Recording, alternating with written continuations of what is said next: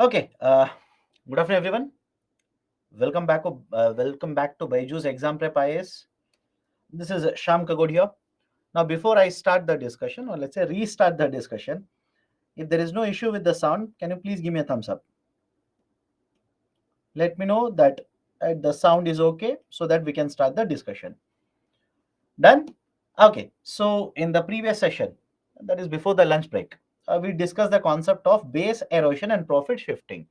Now, everybody is okay if I say that there is a lot of tax avoidance, not only in India, but also in developed countries.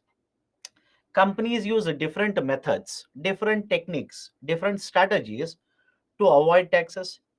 And the problem with avoiding of the taxes is simple. The governments will not be able to collect sufficient amount of tax revenues.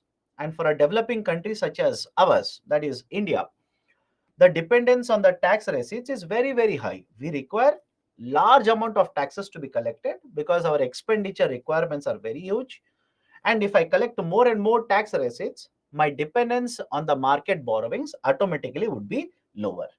Now, you know all of this. We also discussed one action plan, just two factual points of information. Beyond that, do not buy heart anything. Do not buy heart all the 15 points. UPSC is not going to test you there. We say that the OECD, Organization for Economic Cooperation and Development, it's a group of countries. The OECD plus G20 came together and they came out with a document, a framework, and that is famously referred to as BPS Action Plan. And including India, more than 140 countries are actually implementing the 15 provisions under the BPS Action Plan. And the argument is that with BPS Action Plan, will be able to reduce the tax avoidance instances that are taking place. Now, let me go forward here. One of the important measures that has been undertaken very recently, one of the very important measures is the concept of Global Minimum Corporate Tax, GMCT. In fact, out of the 10 plus articles that I've given to you yesterday, if you look at all those articles very carefully, one of the article is regarding the global minimum corporate tax rate itself. That's a very, very small article. One of the countries, Sweden, very recently there was a voting and the citizens in those countries have accepted the concept of a global minimum corporate tax. But now the question is, what is this global minimum corporate tax? What is the proposal given under that? And remember this, India is also party to this. India also stated that we will implement it, but I'll reiterate a point here. It is a proposal as of now. It is not being implemented. In any countries, it is not being implemented. The discussion is happening. Now, what is this concept of a global minimum corporate tax? There is a proposal to have two important provisions or two important pillars under the global minimum corporate tax policy. Now, what are the two pillars here? Pillar 1, Pillar 2. Pillar 1 will target all the multinational enterprises. Before many of you will start typing what is MNE, MNE simply stands for multinational enterprises. And what is the meaning of multinational enterprises?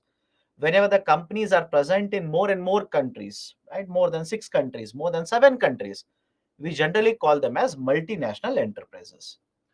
Now, the argument is simple. Under Pillar 1, we are going to target multinational enterprises which will have a revenue of more than 20 billion euros.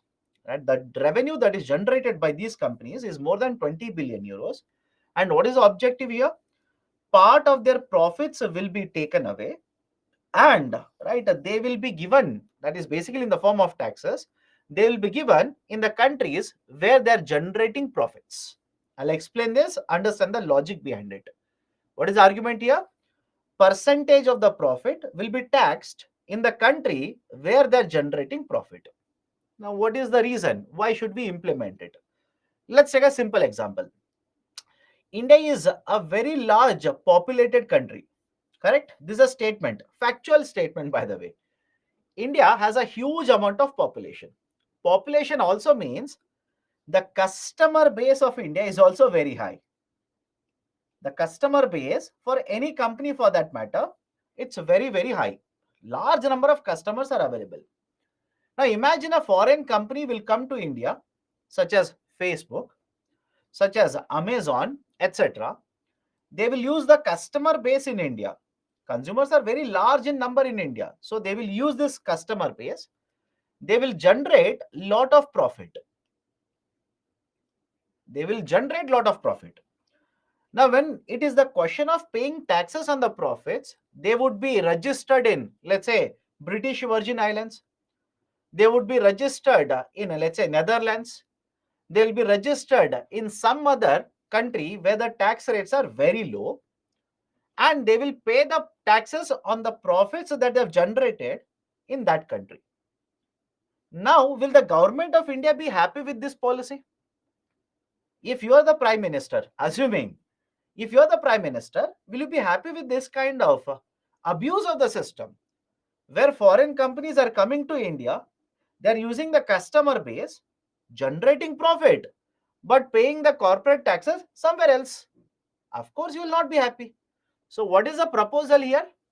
Part of the profits that they have generated in India now will be taxed, and the taxes will be collected by government of India. Will this be okay with all of you? Is the proposal okay with all of you? Does it make sense?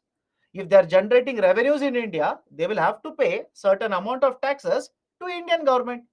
That is the first proposal. Second proposal, a minimum corporate tax rate of 15%. A minimum corporate tax rate of 15%. Now, what is this minimum corporate tax rate of 15%? Let me explain it to you. Imagine there are two countries, country 1 and country 2. Corporate tax rate in country 1 is 5%. Corporate tax rate in country 2 is 15%. A simple question to you. Participate and let me know, right? Let me believe that you are awake. You are not sleeping while listening to economics classes. If you are the taxpayer, would you want to pay the taxes in country 1 or country 2? Let me know. Would you prefer to pay the taxes in country 1 or country 2? All of you will say country 1. Is there anybody who says, no, sir, I want to pay more taxes, so I will choose country 2? Anybody? Please do let me know. So you will choose country 1. Now, if you choose country 1, manufacturers, all of them will get registered in the country 1. Although they will have revenues from different countries, all the taxes will be paid to country 1. What should second country do? What should the third country do? Don't you think the tax revenues in other countries will start coming down? That is one concern. Second concern, imagine if there are three countries, country 1, country 2 and country 3. In C3, imagine the corporate tax rate was 18%.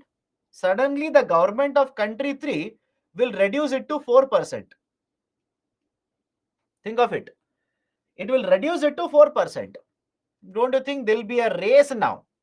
There will be competition between the countries.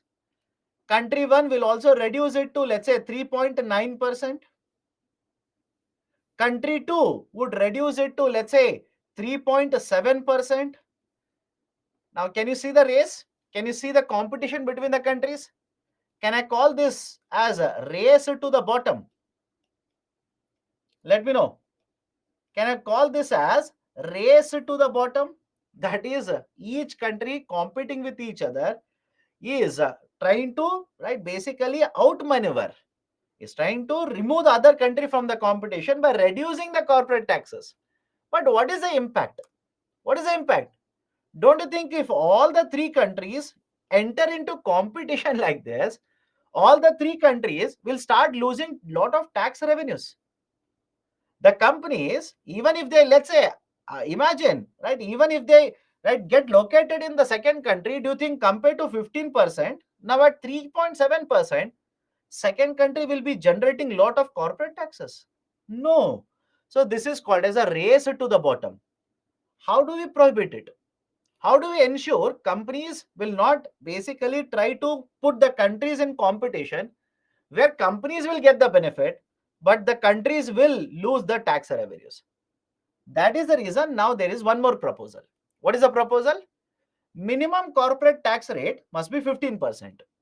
Now, how that will work out? Let me explain this to you. Follow this very carefully. Right? Don't by heart the numbers. Calculation is not important. Concept is important. Minimum corporate tax rate applicable for a company should be 15%. What does it mean? Amazon company, it is an American company. American company means it was started in USA. Now let's say this company Amazon, for sake of payment of taxes, for the purpose of payment of taxes, is registered in C2 where the corporate tax rate is 6%. And let's say hypothetically, Amazon has earned a profit of $100 billion. $100 billion. Let's assume profit is 100 billion. So based on the profit of 100 billion, 6% corporate tax rate, in the C2, Amazon will pay $6 billion. Agreed? They'll pay 6 billion.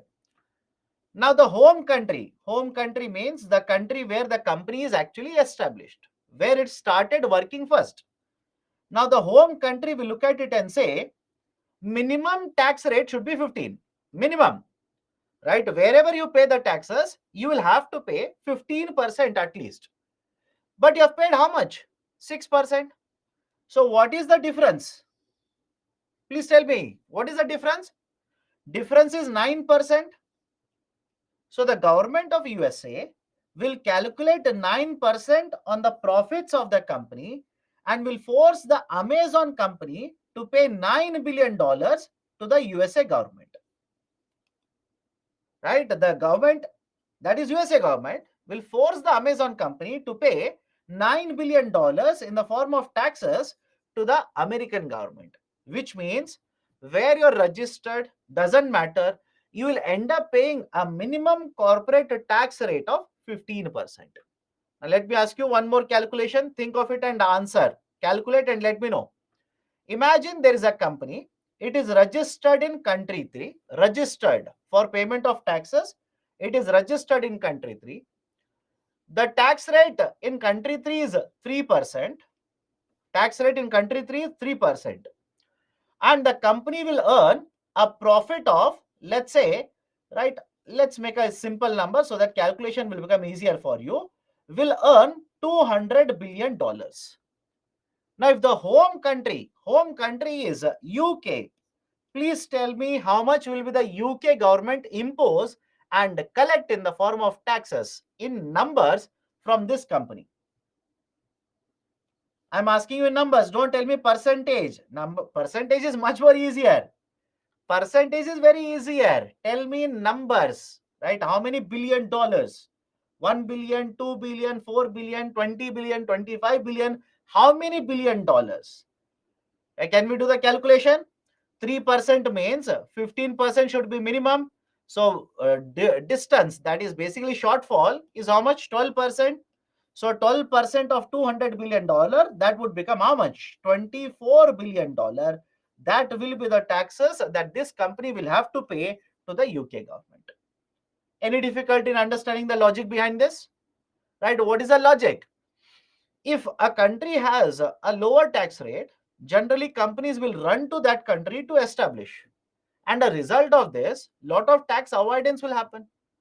Now, to reduce this competition between the countries, right, what if I say minimum you'll have to pay 15%?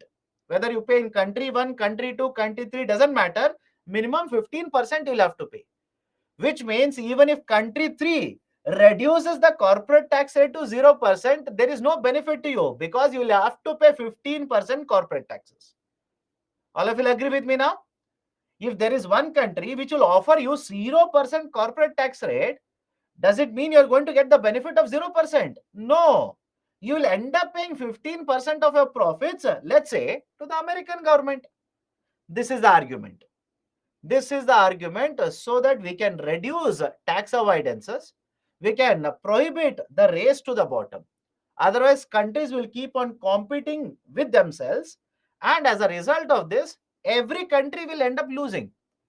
Because even if you are the country which has the lowest tax rate, because of competition, you have reduced the tax rate, which means you're going to earn lesser amount of tax revenues. So this is the proposal which has been put forward. It has not been implemented. We are in the process of negotiations. Right? The proposal is ready. Different countries are negotiating. They're looking into the law. Once it is done, and again, please understand, it is not going to happen immediately. because you want more than 100 plus countries. 100 plus countries are okay with this. So you'll have to bring all the 100 plus countries, ensure that all of them agree with the proposal, then it will come into force. Then it will come into implementation. And that is going to take time. Immediately, it is not going to happen. Shall we go forward now? Any problem with the global minimum corporate tax proposal that is put forward? I've told you, any problem? In fact, please read the newspaper article that I've given yesterday. This is my recommendation. Please read that article. In the last 1 month itself, it was there in the newspaper. Now, let me go to the next one. Minimum alternate tax, MAT. Is there any such law in India? What do you mean by such law? Minimum alternate tax? No. We do not have, corporate tax, minimum corporate tax 15%? No. Right? We don't have law. Because again, please understand, India is one entity in terms of payment of taxes. Okay, corporate taxes, whether you're in state A, B, C, doesn't matter. If you are a company with 22%, you'll have to pay 22% corporate taxes. Okay, next concept, minimum alternate tax. MAT, minimum alternate tax. Now let me give you two calculations. Do not by heart. Understand the logic behind it. Now imagine there is a company, company A. Now this company this year has spent 800 crore rupees and has generated 1000 crore rupee revenue. Is it okay? They have spent how much?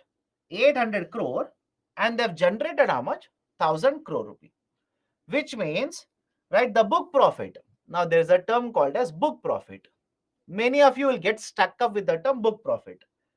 Commerce students will be happy because they know what is the idea for book profit. Others, they will keep on running around the term book profit. I'll give you a very simple idea. Do not complicate it. Simple. Keep it simple. Now, any company, remember this, any company which is registered in India will have to come out with certain financial statements. Annually, you'll have to come out and publish a certain financial statements. What kind of financial statements? One such financial statement is called as profit and loss account. P and L account, profit and loss account. Second one is called as balance sheet. Any problem with this? Financial statements will have to be published by all these registered companies. One is referred to as profit and loss account, and second one is balance sheet. Now, what is the difference between P and L account and balance sheet? Balance sheet will consist of all the assets and liabilities. All the assets and liabilities. Whatever is the asset of the company, on one side we will write, one side is generally right side. Commerce students will be happy with this. On one side, that is the right side of the table, we'll write assets. And in the left side, we will write liabilities of the company. This is called as balance sheet. And on the other hand, the company will also publish income statement, that is basically a P&L account, profit and loss account, wherein we are going to give information regarding how much is the total expenditure incurred by the company and how much is the total income or the revenue generated by the company. Rather than income, they will use the term revenue generated by the company. And if you come across a term wherein, or if you come across a P&L account where revenue is greater than the expenditure, we'll simply call this as book profit. Any difficulty? We'll simply call this as book profit. Why this is called as a book profit? Because historically, if you see, a book was maintained. Right? In this book, we used to keep on writing on one side the expenditure, on the other side income. So whatever is the excess revenue compared to the expenditure, we would simply call this as book profit. Any difficulty in understanding balance sheet and P&L account? Beyond this, don't go. Beyond this, for UPSC GS paper 3, nothing else is required. Don't worry how they are recorded, right? How this is written, etc., etc. Not required. In P&L account, you write expenditure and income. And on the other side, in balance sheet, you will write, that's a different account altogether. You will write liabilities as well as assets. Now come to the discussion here. Concept of minimum alternate tax. Imagine there is a company. The company has generated a revenue of 1000 crore and has incurred expenditure of 800 crore. Simple number, 200 crore. I will call this as book profit. I'll refer to this as book profit. And please understand, on this 200 crore rupees, government doesn't impose taxes. Government doesn't impose taxes. Earlier, it did not impose taxes. Why? From the book profit, certain deductions were allowed. For example, depreciation, amortization, right? Different interest, etc. Certain deductions were allowed. And let's say there is a company which shows a book profits are worth 200 crore and deductions are also worth 200 crore. Then how much is the taxable profit? Taxable profit becomes 0 rupees. And if government of India has a corporate tax rate of let's say 30%, how much will be the corporate tax collected by the government on this company? On this company, government will collect 0 rupee tax. Then 0 rupee. So understand the logic here. Government of India came to know that there are certain companies where their revenue is greater than expenditure, where they are spending amount of money, but they are earning more than that amount of money. But when it is a question of payment of the taxes, they do not pay any taxes to government of India. Such companies were referred to as zero tax companies. Such companies were referred to as zero tax companies. Do not become a chartered accountant here. I can see many of you are worried about calculations. Do not become a CA. You don't need to become CA. You can check 100 books for GS paper 3. None of the books will give you this calculation. Why? Unnecessary for UPSC. Not at all needed for UPSC. What is needed for UPSC? You need to understand what is the meaning of zero tax company. What is this idea of a zero tax company, right? Why? Because government introduced a concept called as a minimum alternate tax. And minimum alternate tax was introduced because government knew that certain companies, they are earning book profits, but they are not paying any taxes to government of India. In order to address this issue, government introduced the idea of a minimum alternate tax. Now you will ask me, sir, how this MAT will work? If MAT is there that we have introduced, which is applicable to all the companies in India, how MAT will work? Let me show you one more calculation. Same, first step does not change. Right now, the MAT applicable in case of India is 15%. Okay, right now, the MAT that is applicable in the context of India is 15%. Now, how the MAT will work out? Right, have a look at this. Imagine a company is there. The company has generated a revenue of 1000 crore, but they have spent only 800 crore, which means 200 crore is their book profit. It is book profit. Now, Government of India says calculate 15% of your book profit. Calculate 15% of your book profits.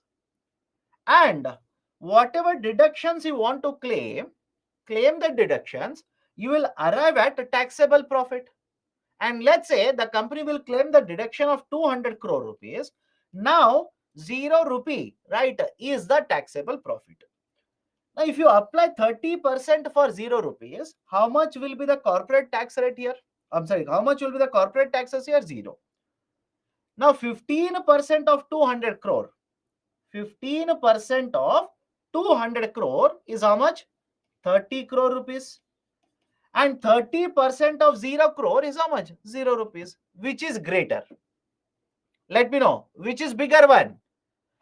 Don't you think 30 crore rupees bigger one? So Government of India will collect this 30 crore rupees in the form of a tax from this company. Any problem in this? Please do let me know. Any problem in this? Right? The government of India will simply do the calculation. 15% of your book profit, or right 30% of your right final profit, taxable profit. Whichever is greater, whichever is bigger one, government will impose that and collect it from you in the form of corporate taxes. Right? That is basically the idea of a minimum alternate tax. So very complicated. Okay. My dear, let me ask you a very simple question. Your salary is 5 lakh rupees. And you complicate it because you're worried about calculation. Don't be worried about calculation. Trust me when I say this, UPSC will never ask you calculation. Imagine your salary is 5 lakh. Please tell me, those who are saying it is very complicated, do you think government of India will impose a tax on full 5 lakh rupees? Answer. I'm looking at your comments. Answer. Do you think government of India will impose and collect taxes on full 5 lakh rupees? No. Will government of India provide you with certain deductions? Tell me now. Will government of India provide you with certain deductions? Of course, yes. Apply the same logic to a company. At least tell me now. Does it make sense now? Why deductions are allowed? Why, right? Does it make sense or not? Right? Companies are spending money in the form of depreciation. Companies are spending money in the form of interest, etc. And that is the precise reason. That is the precise reason companies are also allowed with certain deductions. Now, the concern that the government of India has is you are earning 5 lakh rupees, but you are using lot of deductions. And you are using lot of deductions, right? Such as dividend, depreciation, interest, etc. So, government says if you pay dividend, think of this. Dividend means what? I'll give you a very simple idea now. Let me explain this. Of course, I would have discussed dividend in the context of industries, but anyways, what is the dividend? Imagine here is a company. The company will issue shares. Have you come across the term shares? Let me know. And again, please understand, you cannot expect to understand everything from the book. Have you come across the term shares? Shares of Adani, shares of Paytm. And those who are saying no, my dear, this is my advice to you.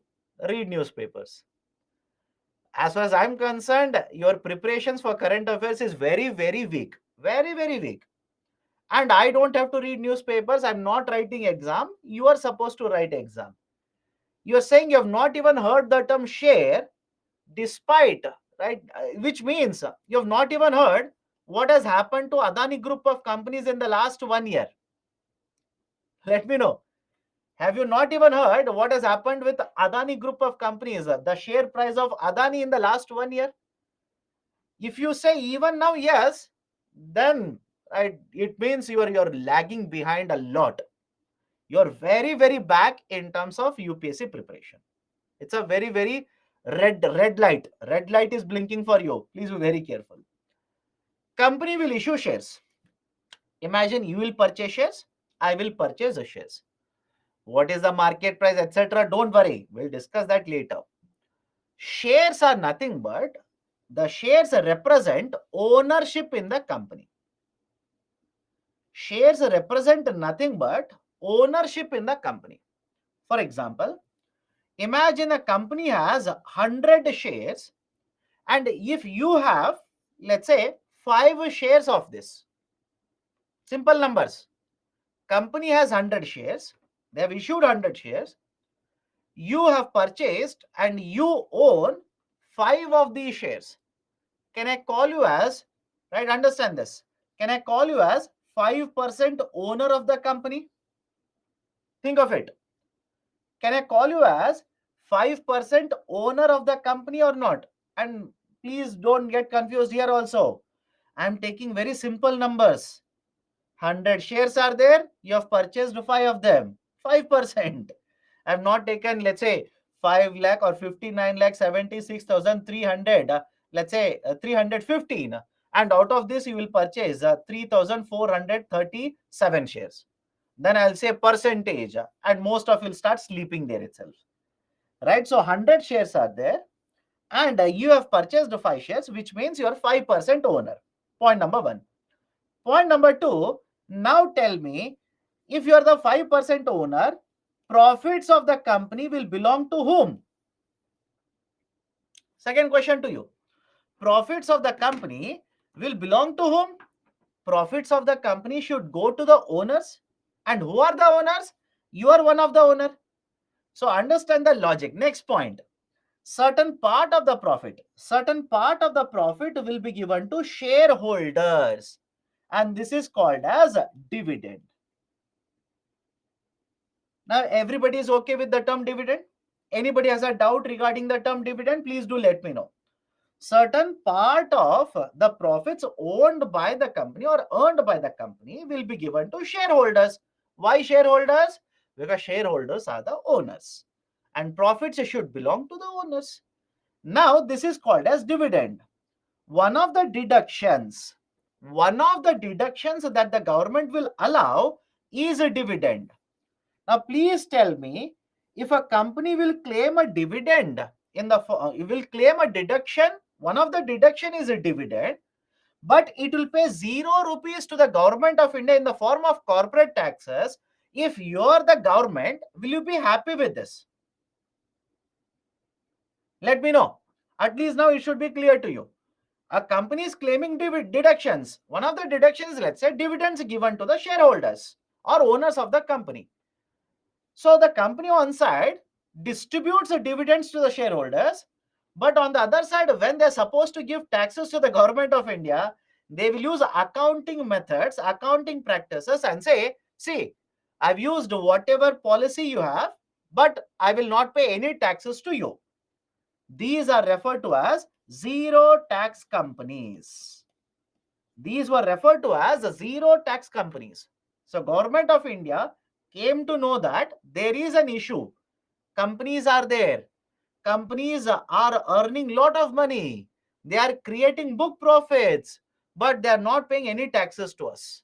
So what government of India did? They introduced the concept of minimum alternate tax, MAT. MAT is applicable for companies. There is one more version of this, AMT, alternate minimum tax. I repeat, MAT is applicable for companies. There is one more version of it. There is one more type of it, AMT, alternate minimum tax. AMT is applicable for other taxpayers. For example, there are various other taxpayers such as farmer producer organizations, FPOs. For FPOs, other organizations, AMT is applicable. For companies, MAT is applicable. That is a minimum alternate tax. Done? Right. So this idea of a minimum alternate tax initially was introduced back in 1987, but it was implemented from 1989. Earlier, this was called as a minimum corporate tax, MCT. But in 1996, this MCT was renamed as a minimum alternate tax. And the reason why MCT, or for that matter, MAT was introduced was this. It was targeted at some of these companies which made huge profits, but they did not pay any taxes to government of India because they used various accounting methods that were introduced by government of India. Right? So that is the precise reason the government of India, in order to address the issue of zero tax companies, introduced the concept of a minimum alternate tax. For UPSC, please remember only this. You do not have to by heart this calculation nor this calculation. Don't waste your time. Do not complicate your preparation. UPSC is not going to ask you any kind of calculations. Done. So this is a minimum alternate tax. Next one is concept of GAR, General Anti-Avoidance Agreement. Right? I've written the term agreement, but rather than agreement, it is rules. It is not agreement, it is rules. General Anti-Avoidance Rules. Now, what is this GAR? What is this General Anti-Avoidance Rules? Let me explain it to you. I'll give you one example. Understand the importance of example. Many of you keep on telling me, sir, why are you giving calculations? These are very complicated calculation. Do not buy hard calculations. No point. Don't waste your time. If I simply tell you what is GAR, look at the first statement. If I were to explain what is GAR, I will simply say various companies will enter into different arrangements which can be referred to as a impermissible avoidance agreement, and as a result of which they will pay less taxes to government. Now, how will you understand what is this?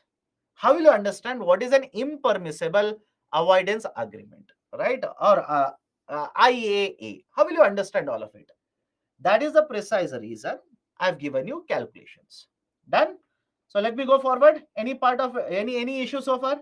What are other deductions? My dear, I told you, right?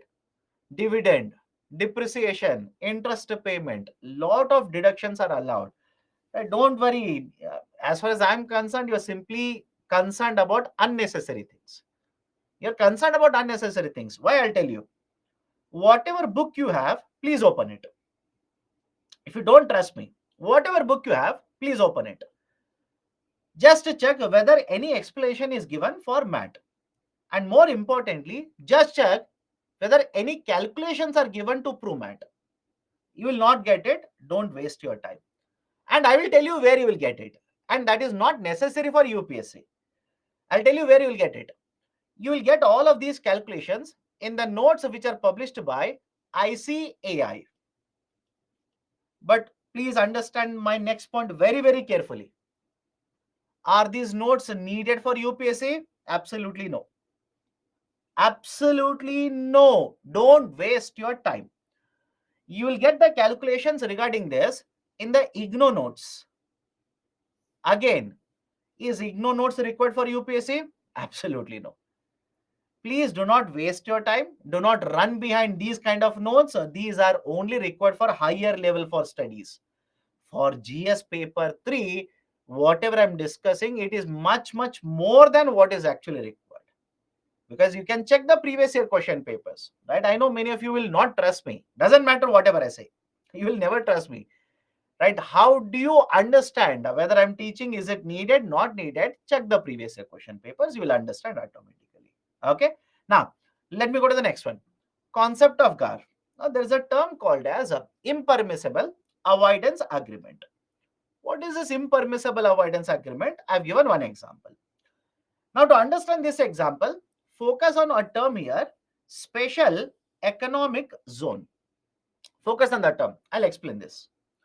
There is a term by the name of SEZ. What is SEZ? It's a policy. Government of India, Government of India has introduced a policy by the name of Special Economic Zone back in the year 2005. Simple idea. Okay.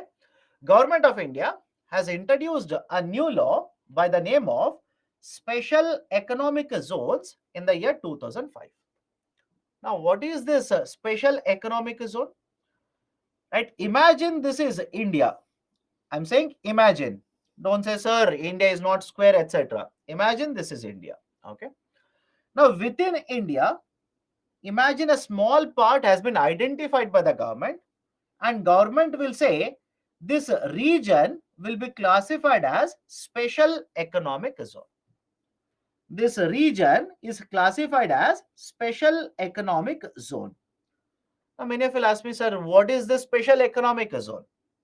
Government says, if you import anything into this region, if you import anything in this region, you do not have to pay taxes on the import. Simple logic, understand this. You import anything into this region, you don't have to pay any customs duties. You don't have to pay any taxes on the import. But what is the condition? You will have to manufacture the product precisely for exporting purposes. Any problem in understanding the concept? Please do let me know. You import, let's say, a raw material. And when you import a raw material, ideally the government should impose and collect taxes from you because you're importing. But government says, if you're manufacturing in the special economic zone, I will not impose and collect taxes from you. But what is the condition? Manufacture and export it to USA, export it to China, export it to Germany, etc. etc. You'll have to export it. Now, some of you will simply say, right, belligerent people, sir, what if I don't want to export? I want to sell in India only. I don't want to export it. Government has an answer for that also. You will import, let's say, plastic. Right, look at this. Let's take your best friend now. You will import the plastic to manufacture this remote control within special economic zone. So you imported, you did not pay any taxes to government. Now you have manufactured this remote control. You do not want to export it. You want to sell it in India. Now tell me, should government of India allow you to sell it just like that? Think of it and let me know. Please do let me know. Should government of India allow you to sell just like that? If government of India does allow you to simply sell it in India, then what about other manufacturers? Don't you think other manufacturers will suffer because of this? Because if I'm also manufacturing, let's say, the same similar remote control, but I'm outside the SEZ. I'm not there within SEZ, I'm outside SEZ. You already have an advantage over me because I imported plastic, I paid taxes. You imported plastic without taxes. So what government says is, whatever you manufacture within SEZ, it is for exporting purposes. But if you want to sell within India, you are allowed to sell. You can sell it, but with one condition: I will treat this as an import now. Is it okay? You have manufactured this in India only, but within SEZ. But you want to sell in other part of India, government of India will treat this as an import and impose a lot of taxes on it. This is the basic model of special economic zone. But why am I discussing all of this with you in this chapter? What is the relevance of this? What if I say, understand this carefully, there is one more condition, advantage, benefit. What if I were to say that government of India says, if you set up a manufacturing facility within the special economic zone, for 5 years, no corporate taxes will be collected from you. Look at the advantage. You set up a manufacturing facility. You want to manufacture this? Manufacture within SEZ. Whatever profits you earn for 5 years, I will not collect any taxes from you. No corporate taxes. Can I call it as a 100% tax exemption? Let me know. Can I call this as 100% tax exemption? So for 5 years, 100% tax exemption. Now there is, right, there is a potential abuse of the system. There can be potential abuse of the system. How? Focus on this very carefully, understand this carefully. Example 1, right? Let's say company A will manufacture something, right? Manufacture something within the special economic zone, generate profit, and they will not pay any profits to the government of India. That is in the form of taxes.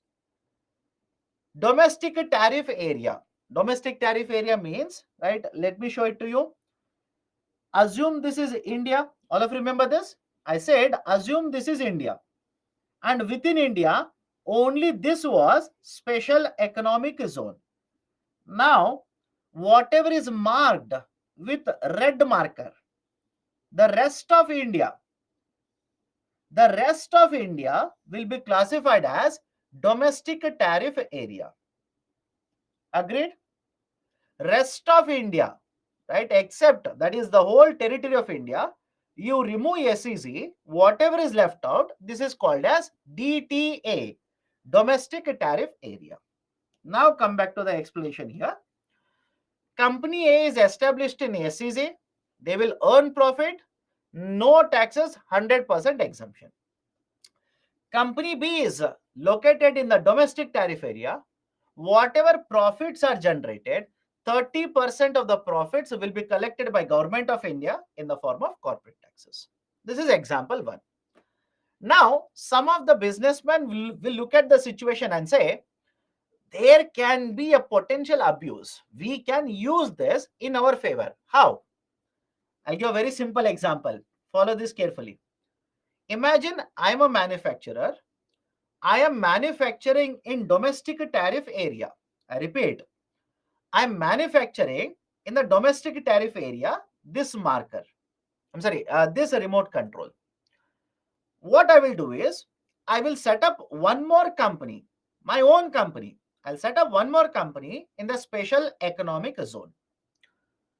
I will manufacture this remote control at 100 rupee, sell it to my another company which is located within the special economic zone at 110 rupees. Earlier system, it was across countries. We are doing it within the countries now, within the same country. I will manufacture this remote control, right? I will sell it to my another company which is located in the special economic zone at 110 rupees. And from the special economic zone, I will export it to rest of the world at 200 rupees. Now, please tell me, rather than me exporting directly to the rest of the world at 200 rupees, in second example, what I've done? I've sold it to another company owned by me only at 110 rupees. And what is the actual cost of the product? 100. So what is the profit of company B? Profit of company B will come down to 10 rupees. Here, it was 100 rupee profit. Now, the profit of company B will come down to 10 rupees. Now, company A, which is also my own company, which is located in the special economic zone, will purchase it at 110, will export it to rest of the world at 200 rupees. The profit generated by company A will be how much? 90 rupees. Now, don't you think with this, right, technique, with this exercise that I've done here, the amount of taxes that I will pay will drastically come down for me? Under example 1, if you talk about 30% tax rate, 100 rupee, 30%, the taxes I would pay would be how much? 30 rupees. In example 2, I'm making 10 rupee profit.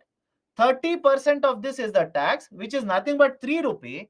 Here, special economic zone, whatever profits you have earned, no taxes on that, plus 0 rupees, right? My companies, both are owned by me. My companies will end up paying only 3 rupee taxes to government. Please do let me know. Can this be done by the companies or not? Can they abuse the system in this way or not? Right? Is it possible or not? I hope you understand my argument. Is it possible? Of course, yes, it is possible. People do that. Companies do this.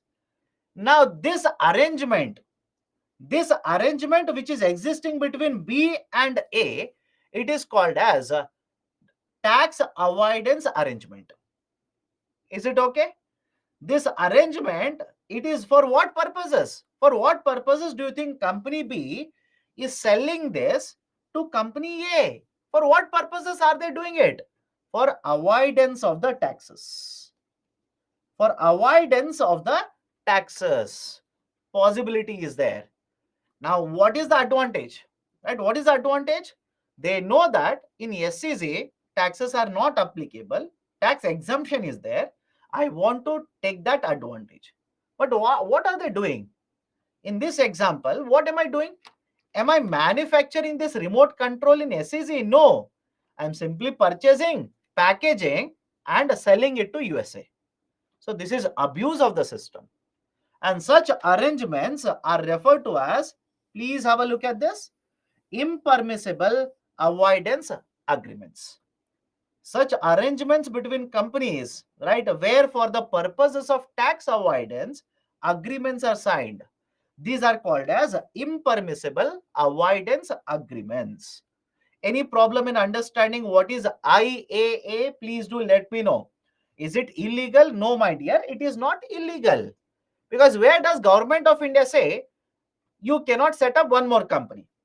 You tell me. The question is, sir, is this illegal? Now tell me. Is there any policy of the government of India which will tell you not to set up a company in SEZ? Is there any policy? No.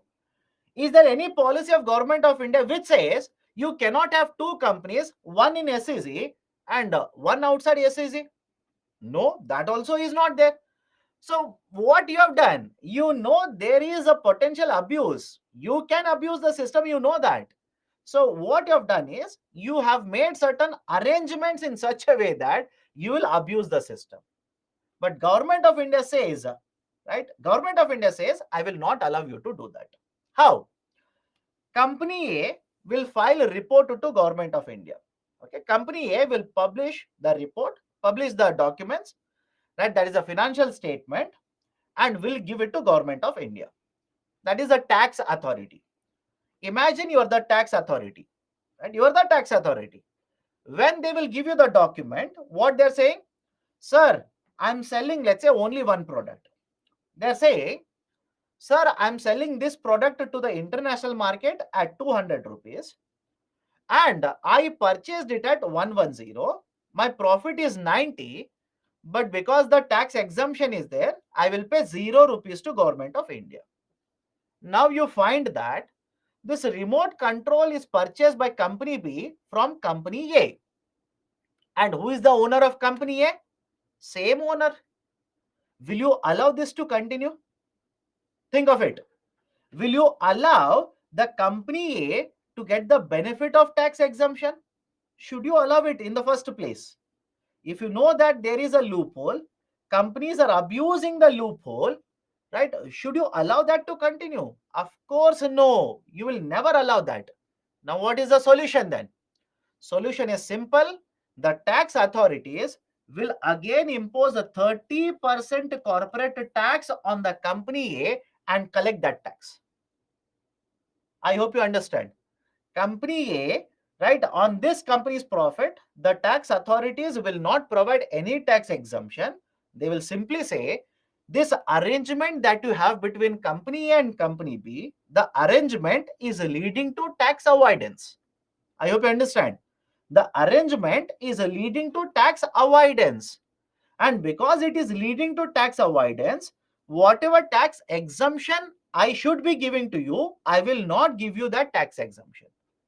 I generally impose a 30% taxes on the profit. I will not give you any exemption. I will impose 30%, collect a 30% tax from you.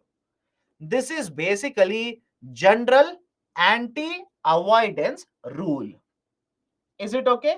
This is referred to as general anti-avoidance rule, GAR. In short, this is called as GAR. Any difficulty? What if the owner is different and name of right owners are different? My dear, you tell me, what is the use of simply purchasing a remote control and selling? Tell me. You can do that by setting up outside SEC also. All of you will agree with me? You can purchase a remote control. Nothing wrong with purchasing remote control from manufacturer and selling at a higher margin. Nothing wrong with that. But in this example, please look at it and tell me, is there any manufacturing happening at Company A? Second example I'm asking, is there any manufacturing happening at Company A? No. They're simply purchasing and selling it. For that purpose, why should you be located in SEZ? I hope you understand. For the purposes of purchasing and selling, why should you be present in SEZ? Don't you think that is abuse of the system? You're finding a loophole in the system and you're abusing it. That is the argument here. So the tax officials will find out that there is some arrangement. This arrangement is not for any production purposes, not for value addition, nothing. They have entered into this arrangement so that they will avoid taxes. And whatever taxes they have avoided, the government will reimpose and collect the taxes. And this is basically called as general anti-avoidance rules. General anti-avoidance rules. Have a look at this. IA simply means it is an arrangement which has been done in order to avoid taxes that does not provide any commercial benefit. You are present within the SEC just to purchase the remote and sell it. That's it. There is no commercial benefit to you as to why you are present in the SEC. That is basically the general anti-avoidance rules. Right? GAR is nothing but it is a set of guidelines or provisions which will help government officials, tax officials to check how much tax avoidance is taking place, and if there is any tax avoidance, they will deny the tax benefit and they will recollect the taxes. Right? This is a concept of general anti-avoidance rules. Any problem with this? GAR provisions has been introduced by introducing a provision under Income Tax Act of 1961. Initially, it was proposed by the UPA government, that is Mr. Manmohan Singh. When Mr. Manmohan Singh was the Prime Minister, the Finance Minister, right, Mr. Chatterjee, I'm sorry, Mukherjee, not Chatterjee, Mukherjee, Mr. Pranab Mukherjee, proposed this idea of a GAR, but later, right, later a committee was set up, there was a delay, and it has been implemented very, very recently by the current government. Right, this is general anti-avoidance rules. Right, can we go forward here? Can we go forward? Any problem with this? What if they purchase open parts and assemble it and sell it? Again, what is the commercial activity there? Please do let me know what kind of commercial activity are you looking at it. Okay. Can this invite bribery? As far as I know, there is no bribery under GAR system. If you have come across it, please bring it to my notice. Third point, the tax authorities are empowered. Exactly what I said. You will submit the documents to the tax authorities. You will say you purchased the product at 110, you sold it at 200, and you have generated a profit of 90. 100% tax exemption means you will pay 0 rupees to Government of India. Now the tax authorities will look at it and say this arrangement is an impermissible avoidance agreement. So what I'll do is I will not allow you to get the benefit of 100% tax exemption. I will impose a 30% taxes on your profit and I will collect the taxes. That is basically the third point. Okay. Done. So this is basically the concept of general anti-avoidance rules. Again, do not waste your time by hurting the calculation. UPSC will not ask you this. All you need to understand is there possibility of avoiding taxes? Yes. Are there different methods used by companies to avoid taxes? Yes. Right. There are so many methods. Right. There is a very famous method called as a double Dutch sandwich. Right, there is IP stripping, right, there is IP restructuring. There are so many methods to avoid taxes, but don't do a PhD in all of them. UPSC is not going to test you there. You need to remember that, right, the avoidance is possible. Government also has policies to address the issues of tax avoidance. Right, done. So this is the concept related to different types of ideas, or let's say the concepts related to direct taxation in India. Can we go forward? Any issues? Is SCC available to new startups? It's not generally targeting new startups. It is just targeting manufacturing and services sector. You can open up a company, you can relocate the company. Anything is allowed within the concept of SCC. Any issues? Can we go forward? Please do let me know.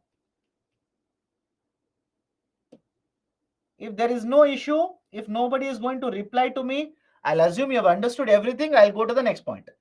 And in fact, the next concept is very, very important. GST, goods and services tax then. Done. Okay. Let me go to the next one then.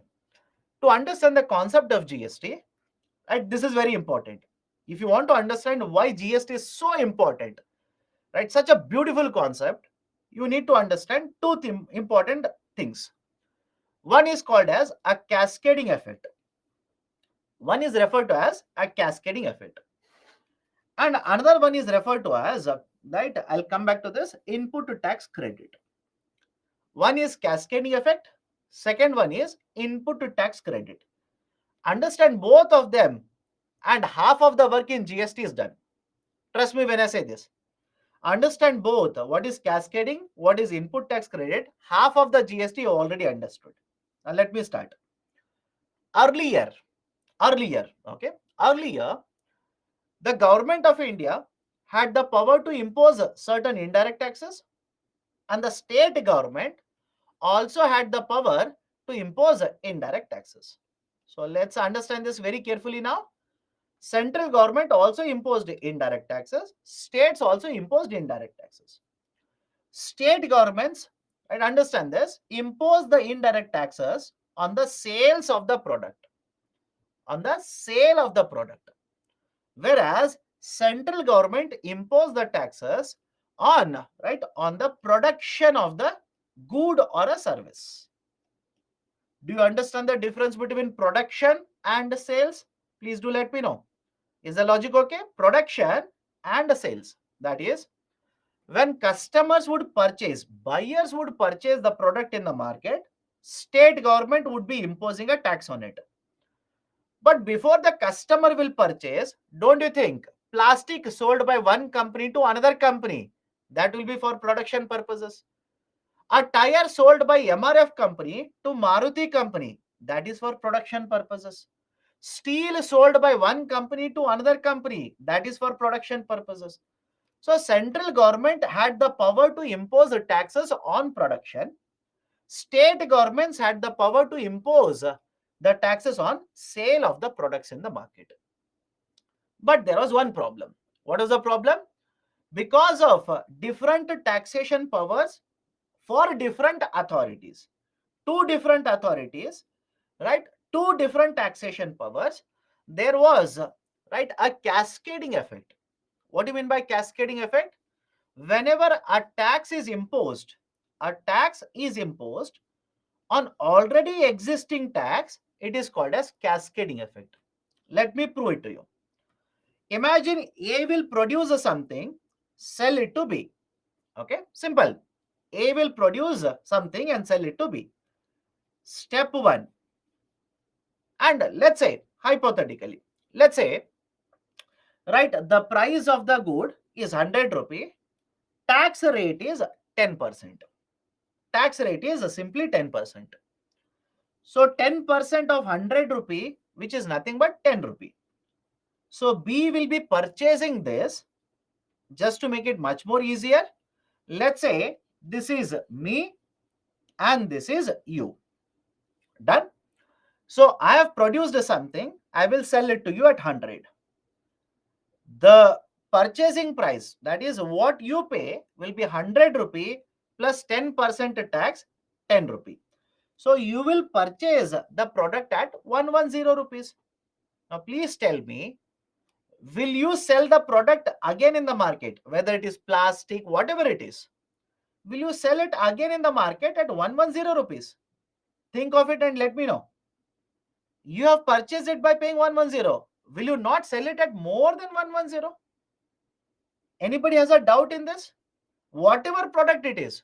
Sir, what if it is a final good? My dear, even if it is final good, if you are a shopkeeper, don't you think you will also have your own margin in this?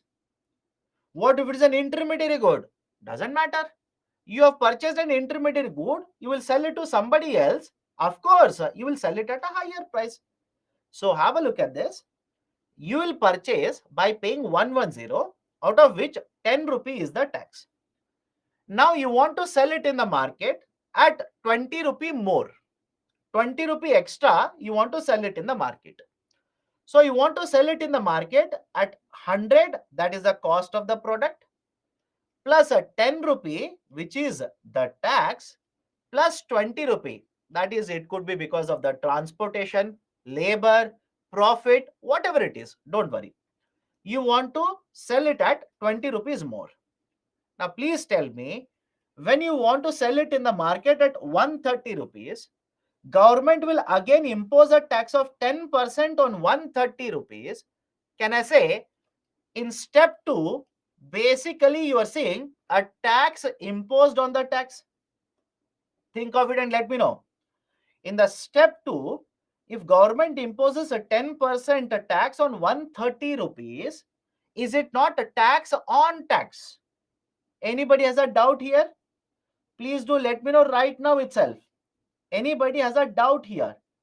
That is, if you impose a 10% tax on 130 rupees, within 130 rupees, there is already 10 rupee tax, which means you are imposing 10% tax on 10 rupee tax.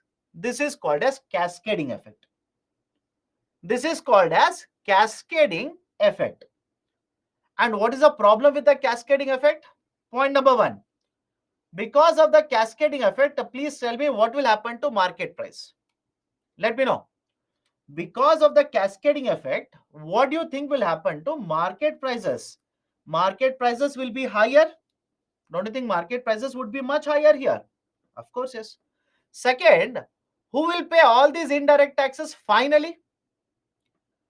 Who will bear the burden? Who is going to finally bear the burden of all these indirect taxes?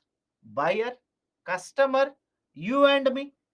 And because there is a cascading effect in the system, what will happen to the tax burden on the customer? The tax burden on the customer will also be very, very high. And what if you want to export it? Think of it and let me know. What if you want to export this product to the international market? Don't you think because of the cascading effect, market price is higher? If the market price is higher, do you think exports will be higher? No. Can I say competitiveness? Can I say competitiveness will be lower? Competitiveness of exports will be affected. Anybody has a problem with cascading effect now? Please do let me know. Right? This is basically the idea of a cascading effect. And this used to happen earlier. Why? Right? Understand this. This used to happen earlier. Why? I'll just give a simple example. Imagine this is plastic. Imagine this is plastic. So who will impose the taxes on plastic? Let me know. Who is going to impose taxes on plastic? Plastic for production of, let's say, your favorite friend, remote. Central government. Done? Now, this remote is ready. You want to sell it to a customer in the market. Who is going to impose tax now? Who is going to impose the tax on the sale of the product? State government. Now, understand the problem here. Understand the problem. You purchase the product from me, plastic, 100 rupee plus 10 rupee. And what did I do? I took 110. Out of that 110, I kept 100 rupees to myself. Remaining 10 rupees, I gave it to central government. Any problem with step 1? And any problem, please do let me know. I collected 110 from you, no doubt. But will I keep all the 110? No. I will take 100 rupees, keep it with myself, and I'll take the 10 rupees, give it to the central government. So who has this 10 rupee right now? Central government has the 10 rupee. Now, step 2. You are producing a good, you are selling the good to the customer. And when you're selling the good to the customer, who has the right to impose a tax on the sales? State government. State government will come to you and say, I will impose a 10% tax.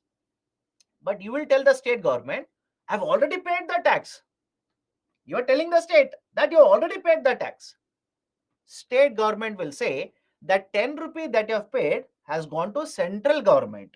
I did not get anything. That has gone to the central government. And this is a final good. And the Constitution of India allows me to impose a tax on the sale of the good. So I will impose. But you tell me you already have paid a tax of 10 rupee.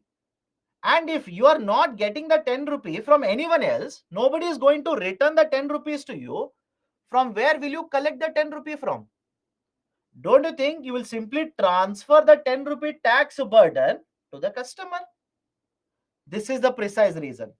This is the precise reason why in the earlier system of the central levies of production taxes as well as the state sales taxes, there was a huge cascading effect. There was a huge cascading effect. Done? Any problem here? Export demand. Okay. How export? My dear, if the price of this good is higher because of cascading effect, forget what cascading effect. Do you remember inflation? Please tell me. Please don't keep on asking these kind of things. Right? Again, I'm not discouraging, but this should be self-explanatory. Do you remember inflation?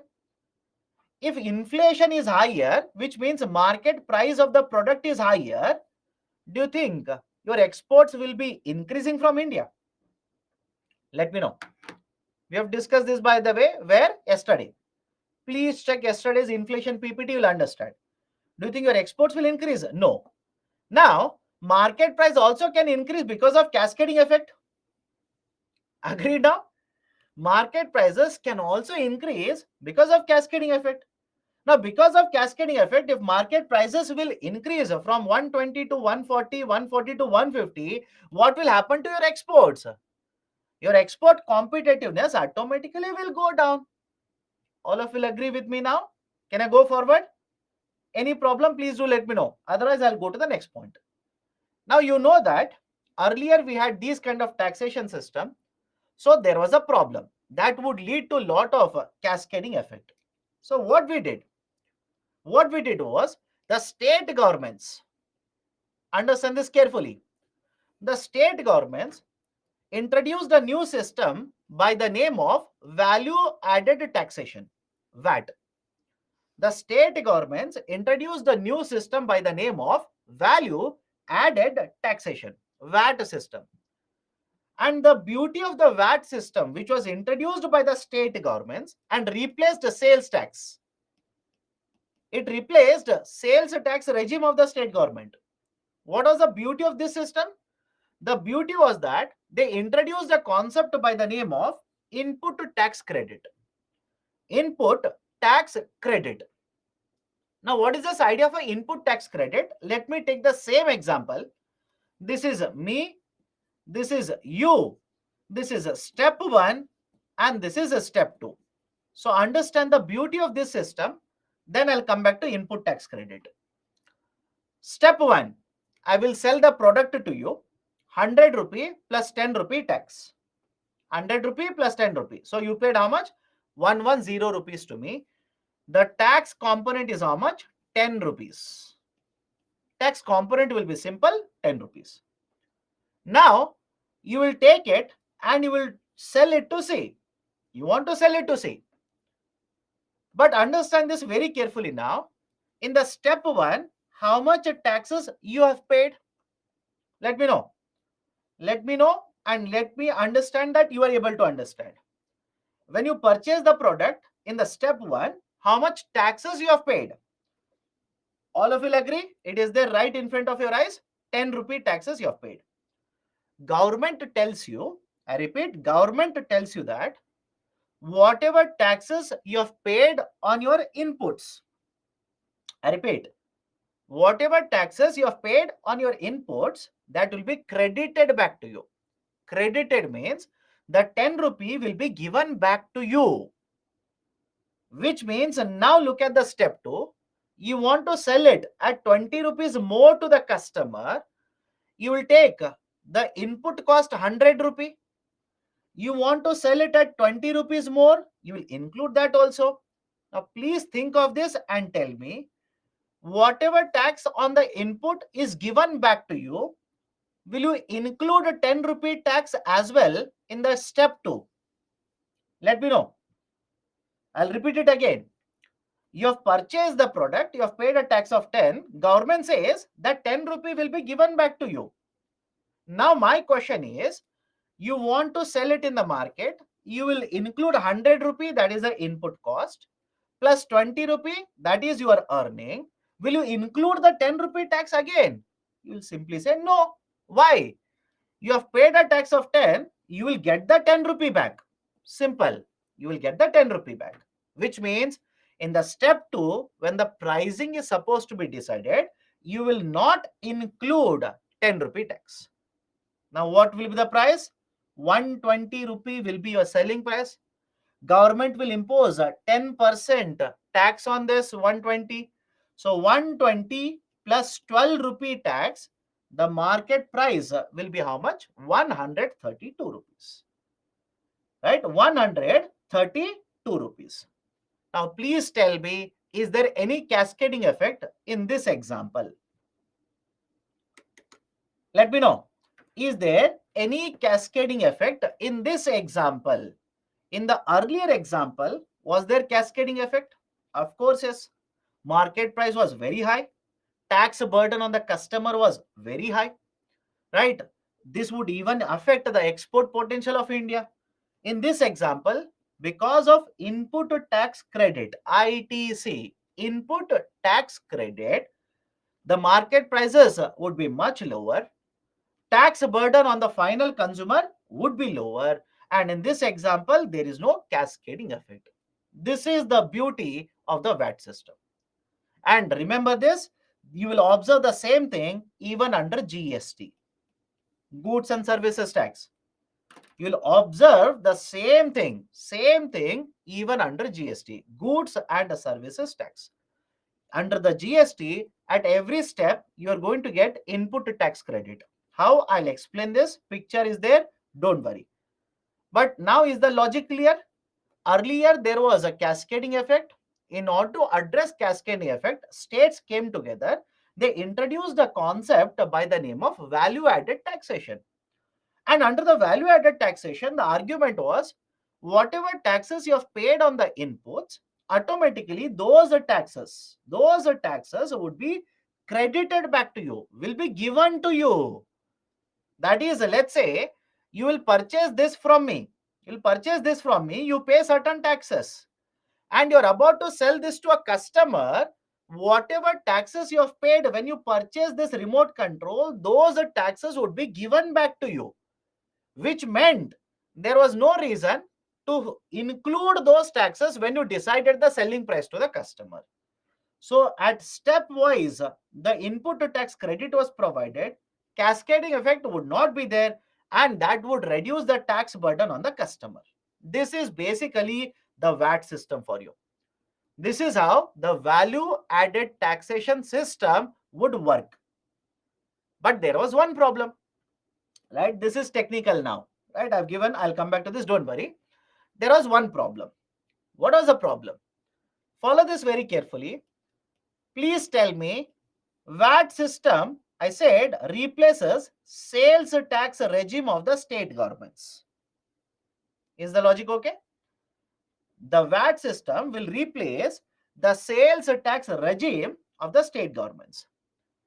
Now, don't you think the VAT system that will be introduced will change from one state to another state?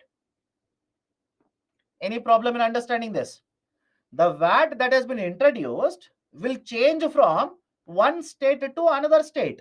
That is, if you are selling this remote control, let's say in Uttar Pradesh, the Uttar Pradesh government will decide, UP government will decide what should be the VAT rate. If you are selling this in Karnataka, Karnataka government will decide what is the VAT rate. If you are selling this in Goa, Goa government will decide what is the VAT rate. Now tell me, is it a simple system? If you are a manufacturer and if you are a seller in, let's say, 15 states, do you think the system is very easy? In all the 15 states, the rate of VAT could be different. And this has been observed. This is the problem with VAT system. Every state government, because now many of you ask me, sir, why? Why did the state governments change VAT rate? My dear, under the Constitution of India, the state has the right to decide VAT rate. The power is given to state government. Can the Karnataka government tell UP government what should be the VAT rate? Think of it. Does it make sense to you? Looking at the structure in India, can Goa government ask, right, let's say, or dictate terms to the Punjab government as to what should be the VAT rate? No. Every state government will have their own independent rates. So though we introduced the VAT system was complicated. It was complicated. And now there is one more problem with this, right? The VAT system, there was one more problem. What is the problem? Please understand this carefully. Whenever the product is manufactured and sold within the same state, VAT system is applicable. Any problem here?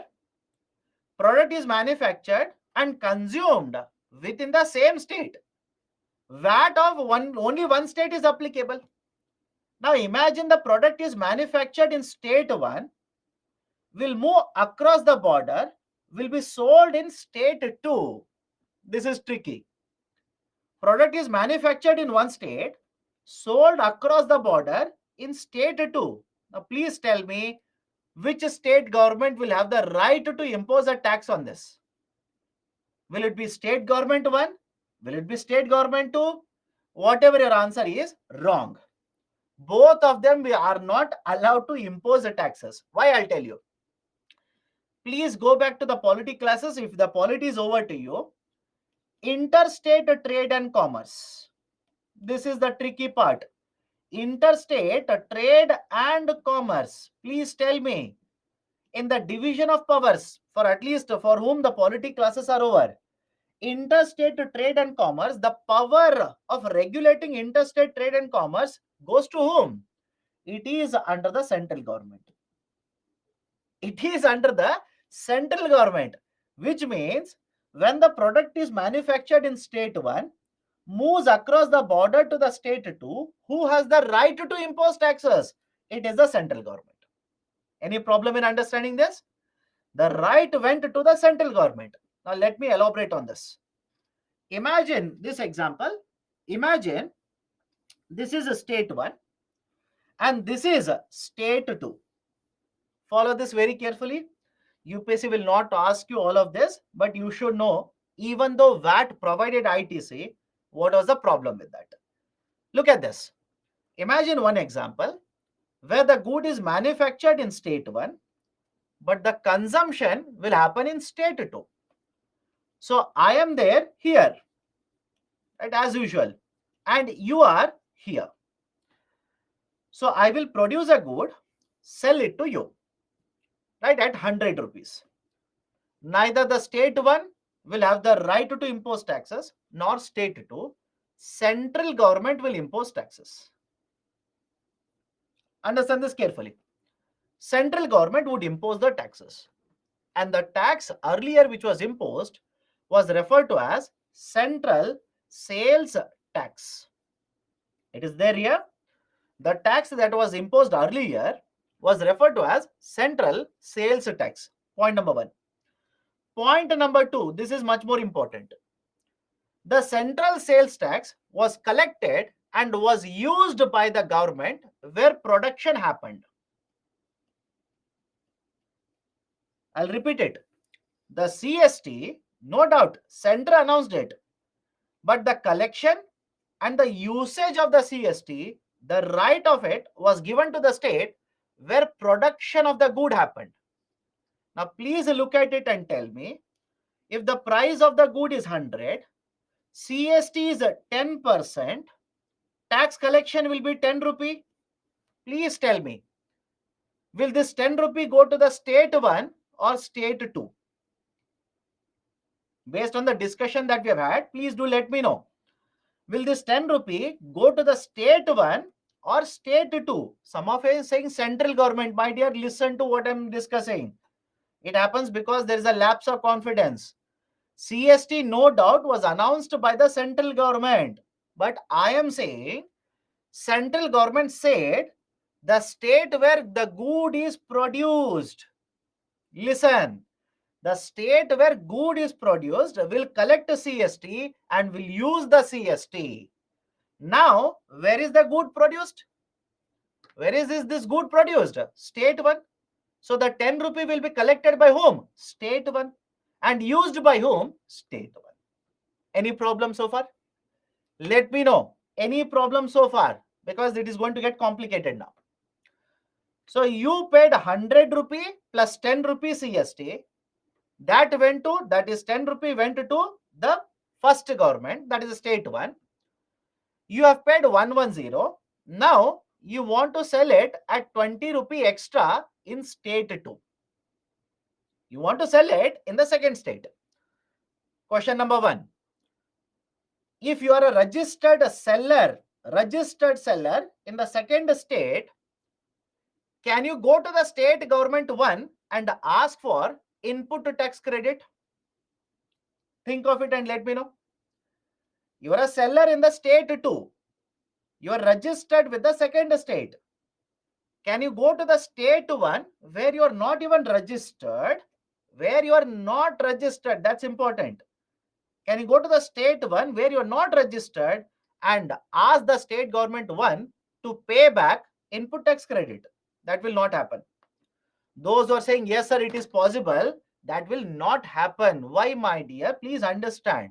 Where are you registered? You tell me. Where are you registered? Are you registered in state one? No. You're registered in the second state.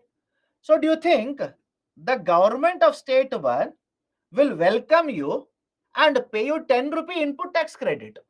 They'll simply say, you're not even registered with me. Why should I give you input tax credit? So it is given, this is a fact by the way, it is given that the 10 rupee, the CST which has been collected by state one, which is an input tax for you, the state one will not give it. Question number 2, do you think state government too will give the ITC to you? Think of it. Do you think state government too will give the ITC, input tax credit, to you? Can you just think of that possibility? Right? If somebody says yes, be very careful. Be very, very careful. Why? If you are the chief minister, I'll come to you and say, sir, see, I paid 110. The 10 rupee has been collected by state one. They are not giving it back. Please give it to me. The state government too will look at me and say, my dear, you have paid 10 rupee. It has been given to, or it has gone to the state government one. I have not collected it. Those are saying, yes, this is the argument. No, state government too will not give it. Why? The 10 rupee has gone to the state government one. And you are asking me input tax credit. How will I give it? Does it make sense to you now? So neither state one will give it to you because you are not registered in S1, nor state 2 will give it to you because state 2 has not collected. So nobody is giving it to you. You will go to the prime minister and say, please give me 10 rupee ITC. Prime minister says, I have not collected. So nobody will give the ITC to you. Now what you will do? What will you do? What you will do is basically you will take 100 rupee, the input price. You will take 20 rupee as it is, right? The 20 rupee that you want to earn, and you will add a 10 rupee that is a central sales tax. Simple. Manufacturers are not worried, right? Sellers will not be worried. Why? They know that if ITC is not given to me, I will simply transfer it to customers. Many of you are asking, what is the point of registration? My dear, will you be allowed to sell in the second state without registration? And if you want to sell it in the second state, under which government you'll be regulated? Tell me. Don't keep on raising these kind of issues. There will be need for registration. Otherwise, it is illegal. For example, think of this and answer to me. Without any license, are you allowed to sell alcohol? Let me know. Without any license and registration, are you allowed to sell alcohol in India? No, my dear. You're not even allowed to manufacture. Forget about sales. Are you allowed to sell alcohol online? Think of it. Are you allowed to sell alcohol online? Answer is no, by the way. No, absolutely no. You're not allowed to sell alcohol even online in India. Right? So again, please understand, registration is different. Registration is different and the taxation part is different. Don't complicate everything. Right? So argument is simple. State 1 will not give it. State 2 will not give it. So argument is what? 100 plus 20 plus 10. Now the state government too says you are selling in the market, so I will impose VAT on it. So they will impose, let's say, 10% VAT on 130. Can you see tax on tax in this example? Please do let me know. Can you see tax on tax in this example? That is, please understand this. This is an example of interstate sales. This is an example of interstate sales. Right? Earlier, the argument, sir, there is no tax on tax, my dear. 10% tax on 130 rupees. Right? Again, I'm actually surprised by looking at comments of some of the students. I'm not taking any new numbers. calculation is almost the same, numbers are also almost the same. I'm saying 10% tax is imposed on 130 rupees, and my question is there a cascading effect? And the answer is no. How? Arey Baba. 10% on 130 rupees. Out of 130 rupees, 10 rupees tax? Tell me now. And time is around, right, 4 o'clock. Right? But tell me, the 10 rupee, is it not a tax out of 130 rupees? Does it make sense to you or not? Right? Because again, I don't understand what is your argument. Because this is very simple, very simple. I've not taken very complicated calculations also. Same numbers I'm using in every calculation. So 10 rupee out of 130 is a tax. And if you're going to impose 10% on 130, it is a tax on tax. That is a cascading effect. So despite of introduction of a VAT system, now can I conclude by saying that even though there was a VAT system, there were instances of cascading effect. Anybody has a problem? Please do let me know right now. Despite introducing VAT system, the system was complicated. We already have established. Second, there were instances of cascading effect under VAT system as well. Can we go forward now? And looking at all of this, Government of India decided, okay, let me introduce a new system, goods and services tax, where we will address the issue of complexity. We will also address the issue of cascading effect. And that is the reason we have introduced a new taxation system in India by the name of goods and services tax. Goods and services tax. Now, if there are any doubts before I start GST, if there are any doubts, please do let me know. Otherwise, I'll go forward. I will pick up the next concept, or else we can take a very small break before that. Any doubts? The call option is also live. If you want to give me a call, please feel free. I will not shout. I will not scold. I will simply laugh and give an answer to you. Any doubts? Nitin, it says ringing from my side. Please, yeah, Nitin. Sir, good afternoon. Good afternoon, Nitin. Sir, if the product is produced in state one, Hmm. the seller is going to sell to the state two. Hmm. Does it require the tax to be paid for state one as well as state two? When the product will move from state 1 to state 2, it's a sales. Very simple. State 1, from Okay. state 1 to state 2, product is moving. Agreed? Okay. That should be clear. When the product is moving from one state to another state, central government will have the right of imposing CST. Okay. But central government says whatever CST is there, it will be collected and used by the state where production is happening. Okay. Right? So in this example, state 1, production is happening there. So Yeah. CST of 10 rupee will be collected and used by state 1. Okay. Okay? Huh. Thank you, sir. Yeah. Thank you.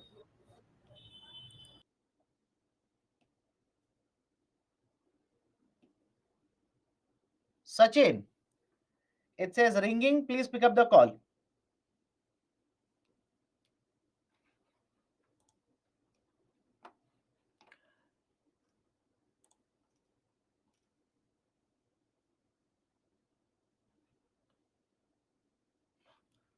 Sir, if the tax is given back in the form of ITC, then why tax is collected in the first place? Imagine you're the prime minister. Right? Imagine, by the way. Okay, imagine you're the prime minister. Would you want to find out how many companies are manufacturing? Yes or no? Second, would you want to find out how much revenue they are generating? Of course, yes. Now, what is one of the way to find it out? Can you find out how much is the tax they're paying?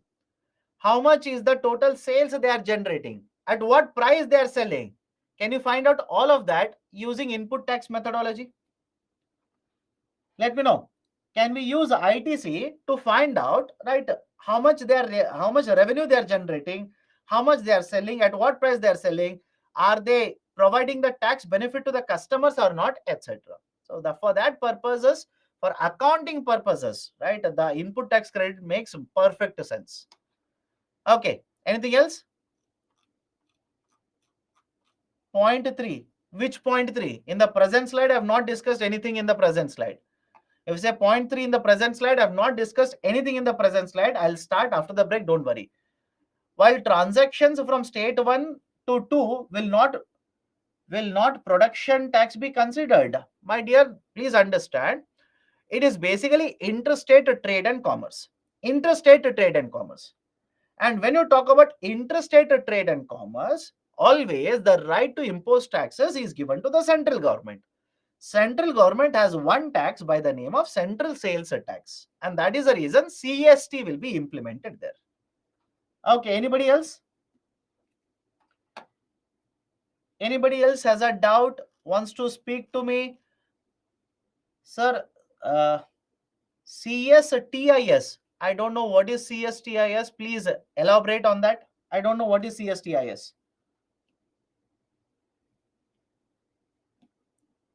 Vivek.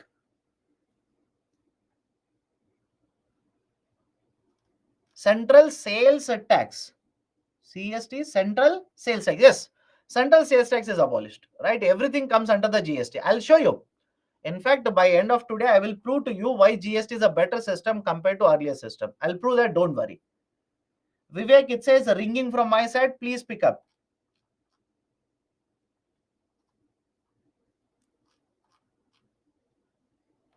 Arre.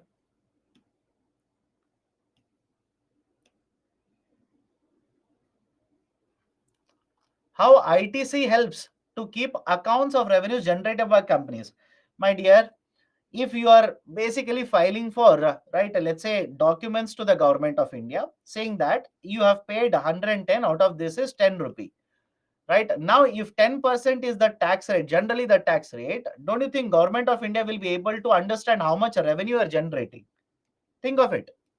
Do you think government of India will be able to find out, at least on, right, on ballpark basis, how many companies are there, are they able to generate sufficient amount or not, etc., etc., right? So that is the basic reason why we have input tax credit. Otherwise it is very difficult to keep an account for government to find out how many people are there in the system, is everyone paying the right amount of taxes or not, etc. It's very, very difficult to keep an account.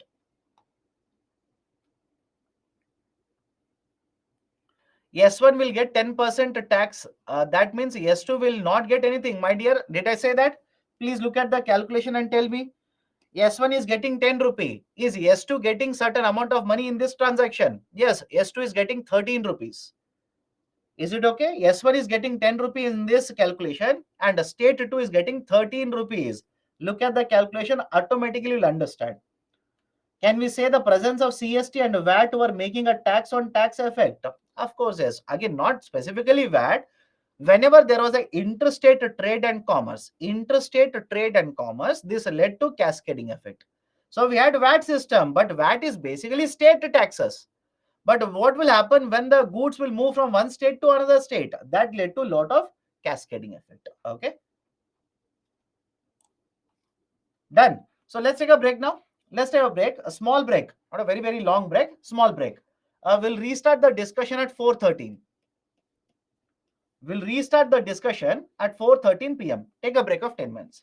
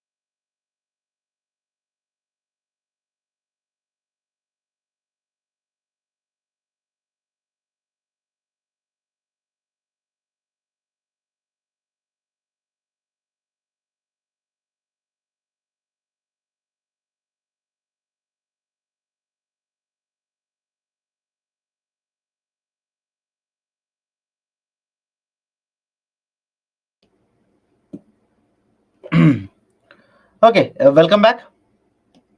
Am I audible? Please do let me know. Am I audible? Can we go forward? Nobody is answering. Am I audible? Okay, done. Thank you. Let's go forward. So now we have understood. Okay, earlier sales tax was there, excise duty was there. That led to a lot of complications. Then we introduced the VAT system. Did it make it much more easier? Yes, but were there complications? Yes. Was there cascading effect even under the VAT? Of course, the answer is yes. So to address all these issues in the indirect taxation structure, Government of India now has introduced a new system by the name of GST, Goods and Services Tax. Now, what are the reasons why we have introduced it? Point number one, it will address the issue of cascading effect. How, right? How it can do that, whether it is within the state, outside the state. I will prove that. Have patience with me. Second, there are multiple indirect taxes. Now, under the GST, what we have done is around 40 indirect taxes plus cesses, we have brought all of them under GST. Simple, right? No difference between the services and goods in terms of taxation. All of them have been brought under the ambit of GST, goods and services tax. Only one tax rather than having multiple indirect taxes. This is also expected to widen the tax base and increase the revenues for the government. How you will understand, please have patience. Under the GST, the number of people, that is companies, they are registered. The number of companies or entities which are registered is much higher. This is the data given by Economic Survey. Don't buy heart it. Right. So the number of entities or businesses which are registered under GST are much higher compared to the earlier taxation system.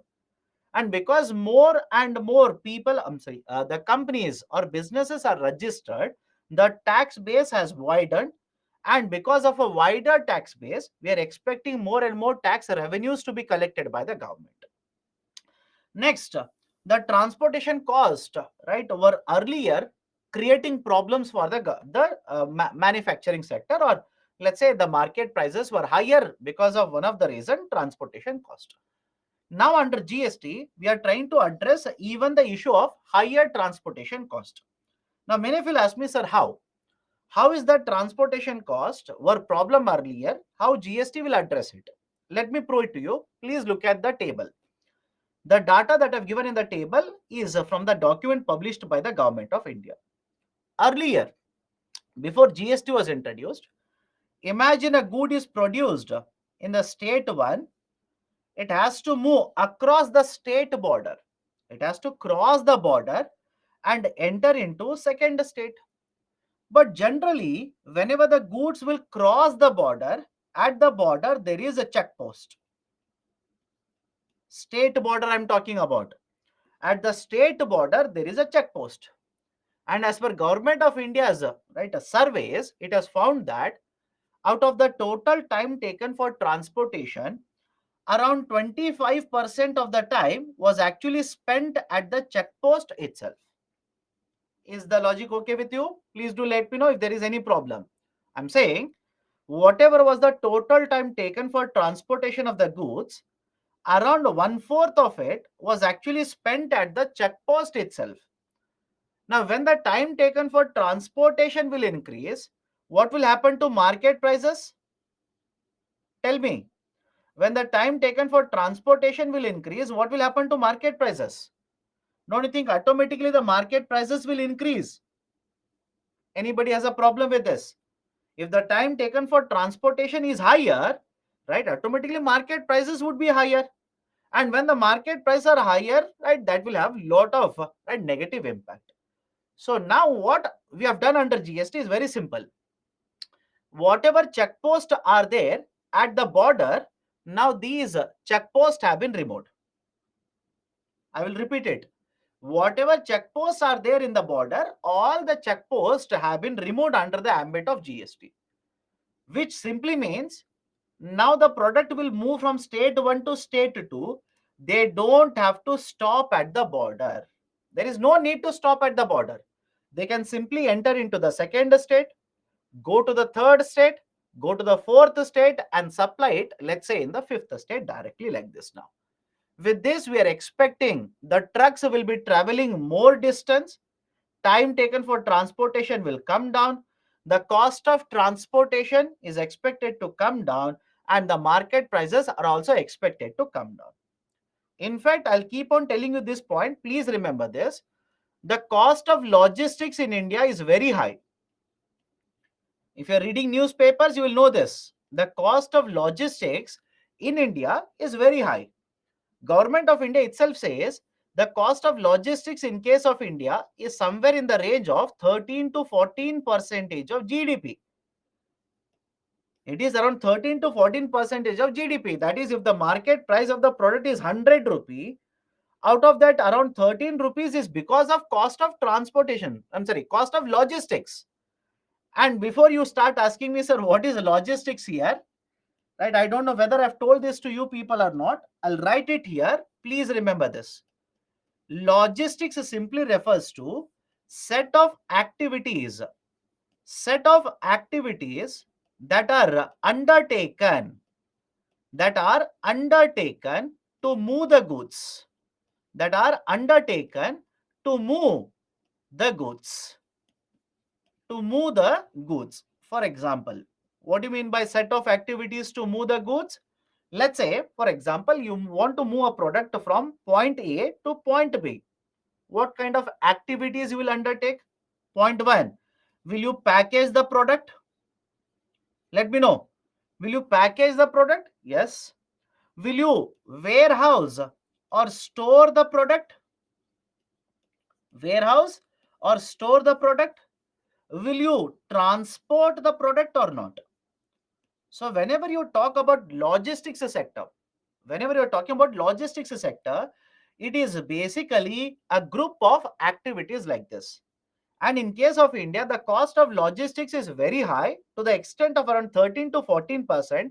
And the main contributor to this higher cost of logistics is the transportation cost. Generally, around 60 to 70% of the total logistics cost in India is on account of higher transportation cost. Please do let me know. Can we make a connection? Can we connect the dots like this? With introduction of the GST, the time taken for transportation will come down, which will reduce the cost of transportation. And with this, we can expect lower cost of logistics. I'll repeat. Let me know whether this is difficult or easier. The time taken for transportation will go down, and as a result of this, cost of transportation will also go down, and right, as a result of this, cost of logistics are expected to go down with introduction of GST. Any problem with the statement? Any problem with the statement? Please do let me know.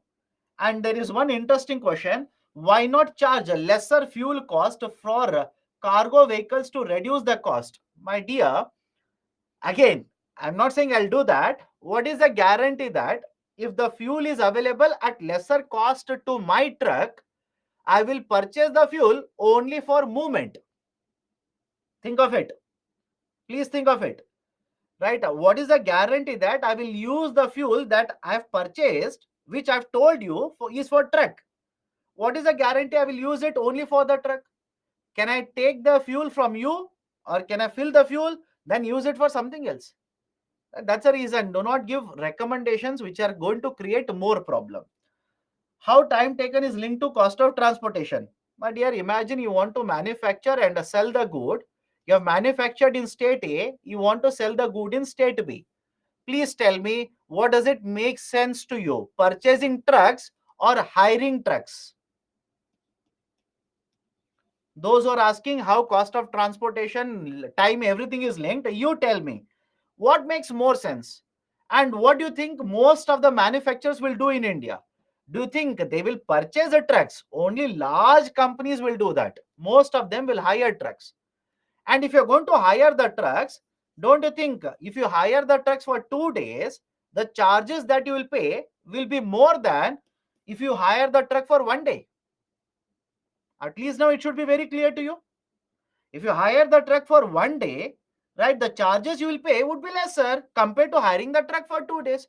What if I say because of the check post, you are hiring the truck for 4 days and 25% of this, that is approximately 1 day, you are spending at the check post itself, right? So automatically all of these are connected with each other. Okay, done. So the introduction of GST, with introduction of GST, we also expect there is going to be a reduction in the transportation cost.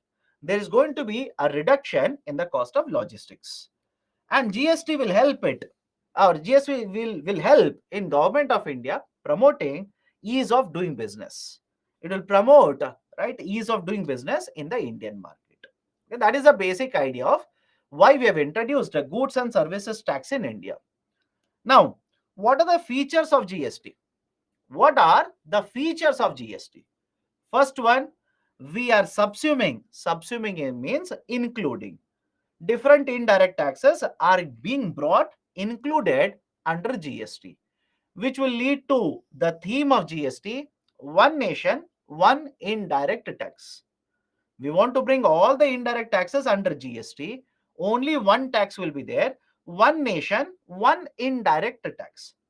But think of it and please do let me know now. As of now, as of now, have we achieved one nation, one indirect tax? Let me know. As of now, have we achieved the central theme of GST, one nation, one indirect tax? No, we have not been able to achieve that. We are yet to achieve. Why? Even today, some of the indirect taxes are not included under GST. They are yet to be included.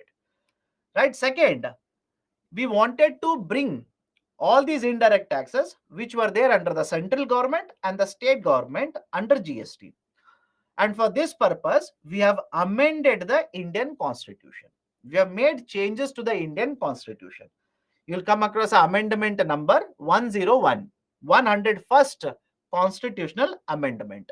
So we have amended the Indian Constitution to ensure that the powers of taxation are taken away from the center, taken away from the state, and we will have one new type of indirect tax in India. Third, under Article 279A, it is there here. Under Article 279A, we have established one authority, constitutional authority, GST Council. Please tell me, please, right, let me know whether you have come across the term GST Council in the last 1 week or not. If somebody says, no, sir, we have not come across the term GST Council in the last 1 week, please open your eyes correctly and read the newspaper. In the last 4 to 5 days, 50th GST Council was conducted. Yes or no? 50th GST Council meeting was conducted. And in the last couple of days, every newspaper is carrying the article related to the same 28% GST rate. I'll explain that also, don't worry. So we have a GST Council, which is a constitutional authority, a constitutional body. Why do we have a GST Council? Argument is simple. Now, please have a look at this. We will take an indirect tax from the central government. For example, service tax. We will also take an indirect tax from the state government, such as VAT. And both of them are brought under GST. Now, please tell me, can we allow only the central government to take decisions regarding GST? Let me know. Right? Do you think that is appropriate that only the central government will take the decision regarding GST? No. Why state taxes are there? Can we allow only the state to take decision regarding GST? That will also be not appropriate. Why? Central taxes are there. That is the reason what we have done is we have introduced a new authority where we will have representation of both central government as well as of the states and even union territories. That authority is called as GST Council. GST Council. So GST Council has been constituted by President of India under Article 279A. The Union Finance Minister and State Finance Ministers and even the Union Territories, UTs, where we have legislative authorities, they will have representation in the GST Council. And the chairperson of the GST Council will be the Union Finance Minister. Union Finance Minister will be the chairperson. right? What are the functions of the GST Council? The functions of the GST Council will be what goods and services must be brought under GST. When they are brought, what should be the rate of GST? Should we reduce the GST? Should we increase the GST rate? Should we exclude the product from the GST? All the decisions are undertaken by the GST Council. And when I say, please understand the next point carefully. I'll come back to this. When I say GST Council takes a decision, there is a concept of voting in the GST Council. There's a concept of voting. What do you mean by voting? Central government will put a proposal. Let's take a simple example. Let me take the current affairs example itself. Imagine there is a proposal, the tax rate on online gambling or online gaming, which is 18%, should be increased to 28%. Simple idea, right? Right now it is, let's say, 18%, should be made 28%. Now, is it okay if one of the states is opposed to this? Can we drop the idea? Is it okay if one state will support it? We should automatically adopt the idea? Of course, no. We will have to take the viewpoint of every participant. Central government is also there, states are also there. So every participant's right viewpoint should be taken. Only then the decision will be taken by the council. But how will the council decide? There is a concept of voting. 33.33%. I hope you understand this. 33.33% voting right has been given to central government. And the remaining 66.67% has been equally distributed amongst all the state governments plus union territories who were present. Any problem? Can I go forward with this? Please do let me know. Because the decision making was there very recently in the newspaper. I'm discussing based on that. Whenever you want to have a decision making in the GST Council, central government will be given voting power of 33.33%. Second, right, remaining two-thirds, that is 66.67%, all of this 67%, I'll round it off, will be equally divided between all the states and union territories. Right, that is approximately just over 2% will be given to each one of the state governments. And when they will vote, if a GST council has to take a decision, you will have to have at least a 75% majority. When they will vote, at least 75% of the majority should be one side. That is, have a look at this. Central government will have around 33%. And if there are another 22 states who will agree with the central government, who are on the same page with the central government. So have a look at this, 22 states into 2%, that will be how much? Around 44%. In fact, it will be more than 44. Plus the central government 33%. Totally you will have how much here? 77%. More than 75%. So more than 75% of majority of present and voting should be in the favor. So whenever you want to take a council meeting or let's say decision in the council, at least 75% of the present and voting should be in the favor. Only then it can be taken as a decision. And whenever you want to start the discussion in the GST council, at least 50% of the total number of members should be present. Is it okay? At least 50% of the total number of members, center plus states plus union territories, at least 50% of the total number of members should be present. Right? That is basically the concept of quorum. Can we go forward now? Can we go forward? Is GST Council effective? Of course, yes. Right? Yes, I do understand. Supreme Court of India stated whatever is the GST Council ruling may not be binding on the center and state. But please understand, that is the GST Council is a prime example of a cooperative federalism. What is the meaning of the term cooperative federalism? When you study polity, you will come across a term called as a cooperative federalism. Cooperative federalism simply means center and states coming together to implement a policy. There is a cooperation between the center and the states for implementation of a policy. So the GST Council is a prime example of a cooperative federalism in India as of now. Right? No doubt Supreme Court of India has stated, right, whatever is the ruling of the GST Council, right, the states may not accept it, center may not accept it. It is not binding on them. Agreed. But please understand this. If everybody started, right, basically saying, no, I will not follow it, then don't you think the whole structure of GST Council will collapse? Think of it. If everybody, or let's say even some of the states, they'll simply say, okay, our government is different, not the central government, party is different, etc. If everybody starts doing that, don't you think the whole structure of the GST Council will collapse? Right? That's a reason. Right? Do not worry about the Supreme Court judgment, right? At least in this regard. Then can we go forward? Can we go forward? Any issue with any of the points? What is 22? My dear, I gave you an example. What if 22 states are in favor of it? So each of the state will have a voting right of around 2%, right? In fact, it will come somewhere around 2.16%. So 22 states are in favor. Each of them will have 2%, 44% of the states, 33% of the central government, totally will be 77. That is more than 75% that is required. Can we go forward? Any difficulty, right, so far? Can we go forward? Either say yes or no. You'll have to say either yes or no. Or if there's a doubt, say, right, sir, this is my doubt. Okay, so these are the features. Let me go ahead. What kind of taxes have we subsumed?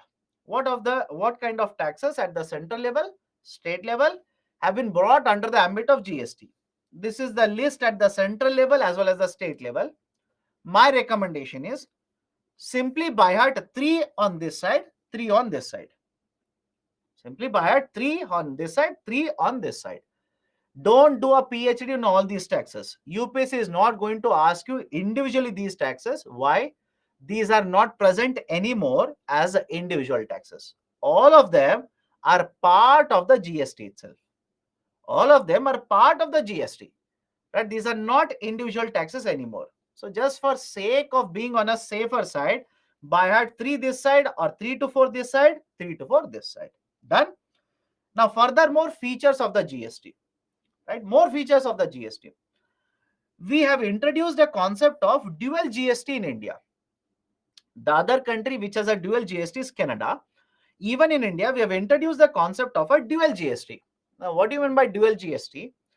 I'll give a very simple example. Right? Understand this carefully. If a product is imposed with the tax of, let's say, 28%, because 28% is so famous now, I'll focus on that. If a product or any service, etc., will attract 28% GST rate, we will divide this tax into two equal parts. We will divide this 28% into two equal parts. So two equal parts will be how much? 14% and 14%. Done. This 14% will go to central government. Hence, this is called as CGST. This 14% will go to the central government, hence called as CGST.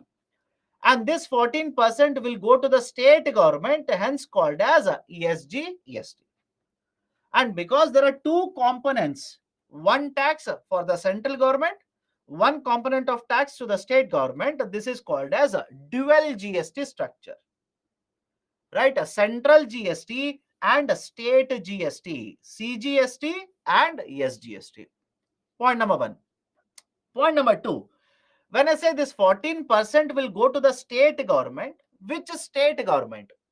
Please remember this very carefully.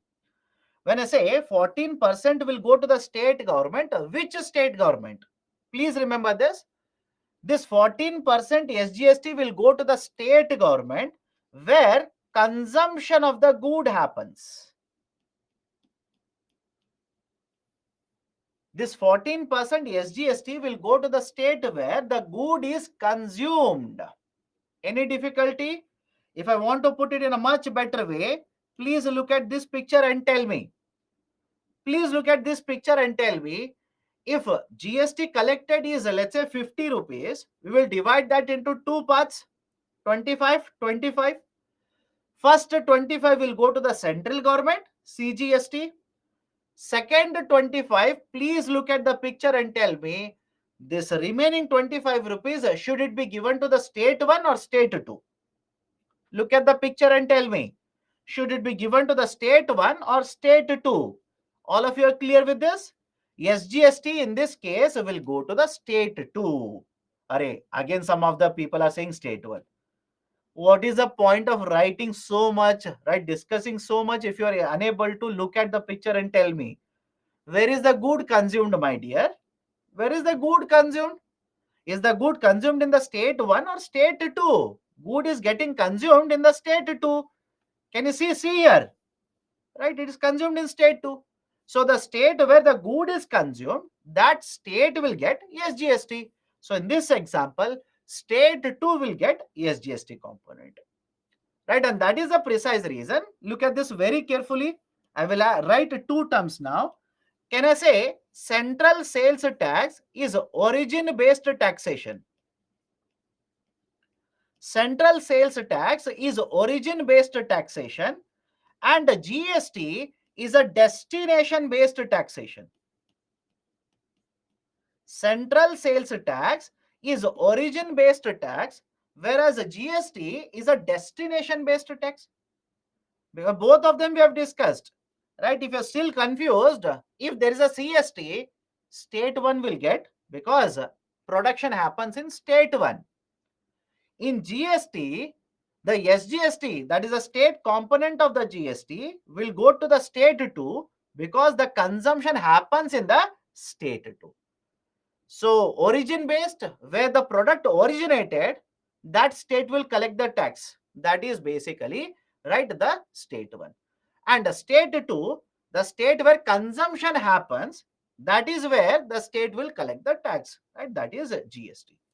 Any problem with this? Any problem with this? Please do let me know. Right? So GST is a destination based tax. For GST, we have a dual structure, and each rate of GST, whatever could be the rate, slab is nothing but different rates. Whatever could be the GST rate, every rate can be divided equally into two parts. For example, 5% will be divided into 2.5, 2.5. 12% will be divided into 6 and 6. 18% will be divided into 9 and 9. 28% will be divided into 14 and 14. This is basically the GST rates that we are using in India today. Majority of them are this. Apart from this, we also have 0%, we have 1%, we have 3%, we have 6%, but that is only specific cases. Majority of the goods and services will fall in 5, 12, 18 and 28. Now, please understand there is one more term, IGST. There is one more term, IGST. What is this IGST? IGST is basically integrated GST. IGST is basically integrated GST. Sir, what is this integrated GST? Simple argument, do not complicate it. This product is manufactured in state 1, consumed in state 1. We will apply GST. Any problem? Let me know right now. I'll repeat it again. This product is manufactured in state 1, consumed in state 1. I will apply GST. This product is manufactured in state 1, moves across the border to the second state, I will apply IGST.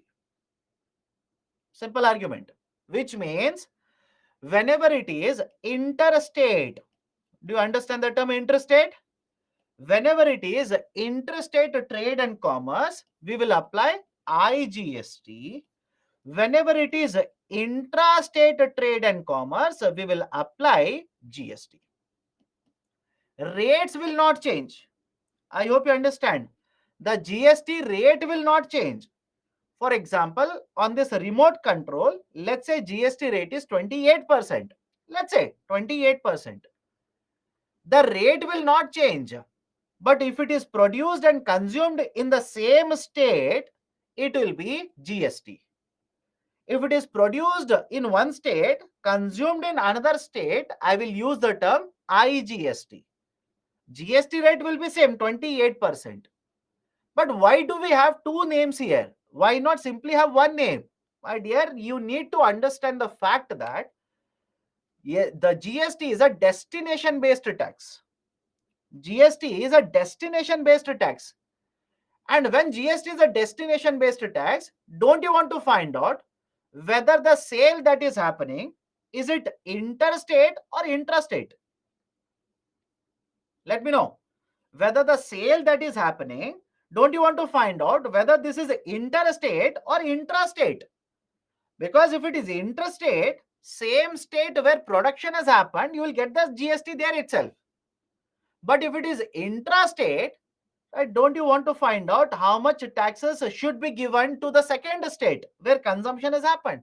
That is the reason we introduce IGST whenever it is interstate trade and commerce. Can we go forward? Any problem with this? Can we go forward? Right. So again, the logic is simple. Do not complicate it. GST is a dual. Even if it is interstate trade and commerce, right? For example, this remote control is manufactured in, let's say, UP, consumed in, let's say, Bihar. Don't you think 28% is further divided into two parts? Same logic. It is sold in Bihar, no doubt, consumed in Bihar. The 28% will be further divided into two parts. Same, 14 and 14. But what is the difference here? That 14% SGST will go to the Bihar government. That is the meaning of IGST. Beyond that, don't complicate it. It's simple. Okay. So this is dual GST, IGST, CGST, SGST, and right different rates or slabs of GST. Now there are certain goods which are exempted even today under GST. Right? There is no GST rate. These are not even covered under GST. Best example is alcoholic liquor for human consumption. Even today, please remember, on alcoholic sales, it is the state government which will impose and collect taxes. And looking at what has happened in Delhi, don't you think there is a potential question which can be asked by UPSC here? Let me know. Right? There is a potential question which can be asked by UPSC here. That is basically because of what has happened regarding liquor policy in the state, or let's say in the Union Territory of Delhi. Right? Can the UPSC ask you, right, who is having the right to impose and collect? Right? Who is going to have the right to impose and collect, right, the taxes on alcohol? State governments. Please be very, very careful. Right? It is the state governments. Okay. Right. So alcoholic liquor for human consumption, the charges on cesses on electricity consumption, etc., etc., right, all of these are out of GST, are out of the ambit of GST. Done. Even today there is no GST applicable on this. That's the reason I said, no doubt GST, right, the object of GST is one nation, one indirect tax. But even today, we do not have only one indirect tax. We have multiple indirect taxes even today. Okay. Next, and before I go forward, some of you ask me why. Why is that? Right? Why is that the states are having the right to impose and collect the taxes on liquor? My dear, first and foremost, constitutional rights under the Constitution, right? Basically, the right to impose, right, the taxes on the sale of liquor is given to the state government.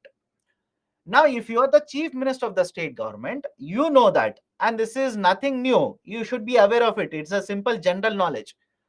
You should know that a large part of the state revenue in the form of taxes is because of alcoholic sales. Is the logic okay?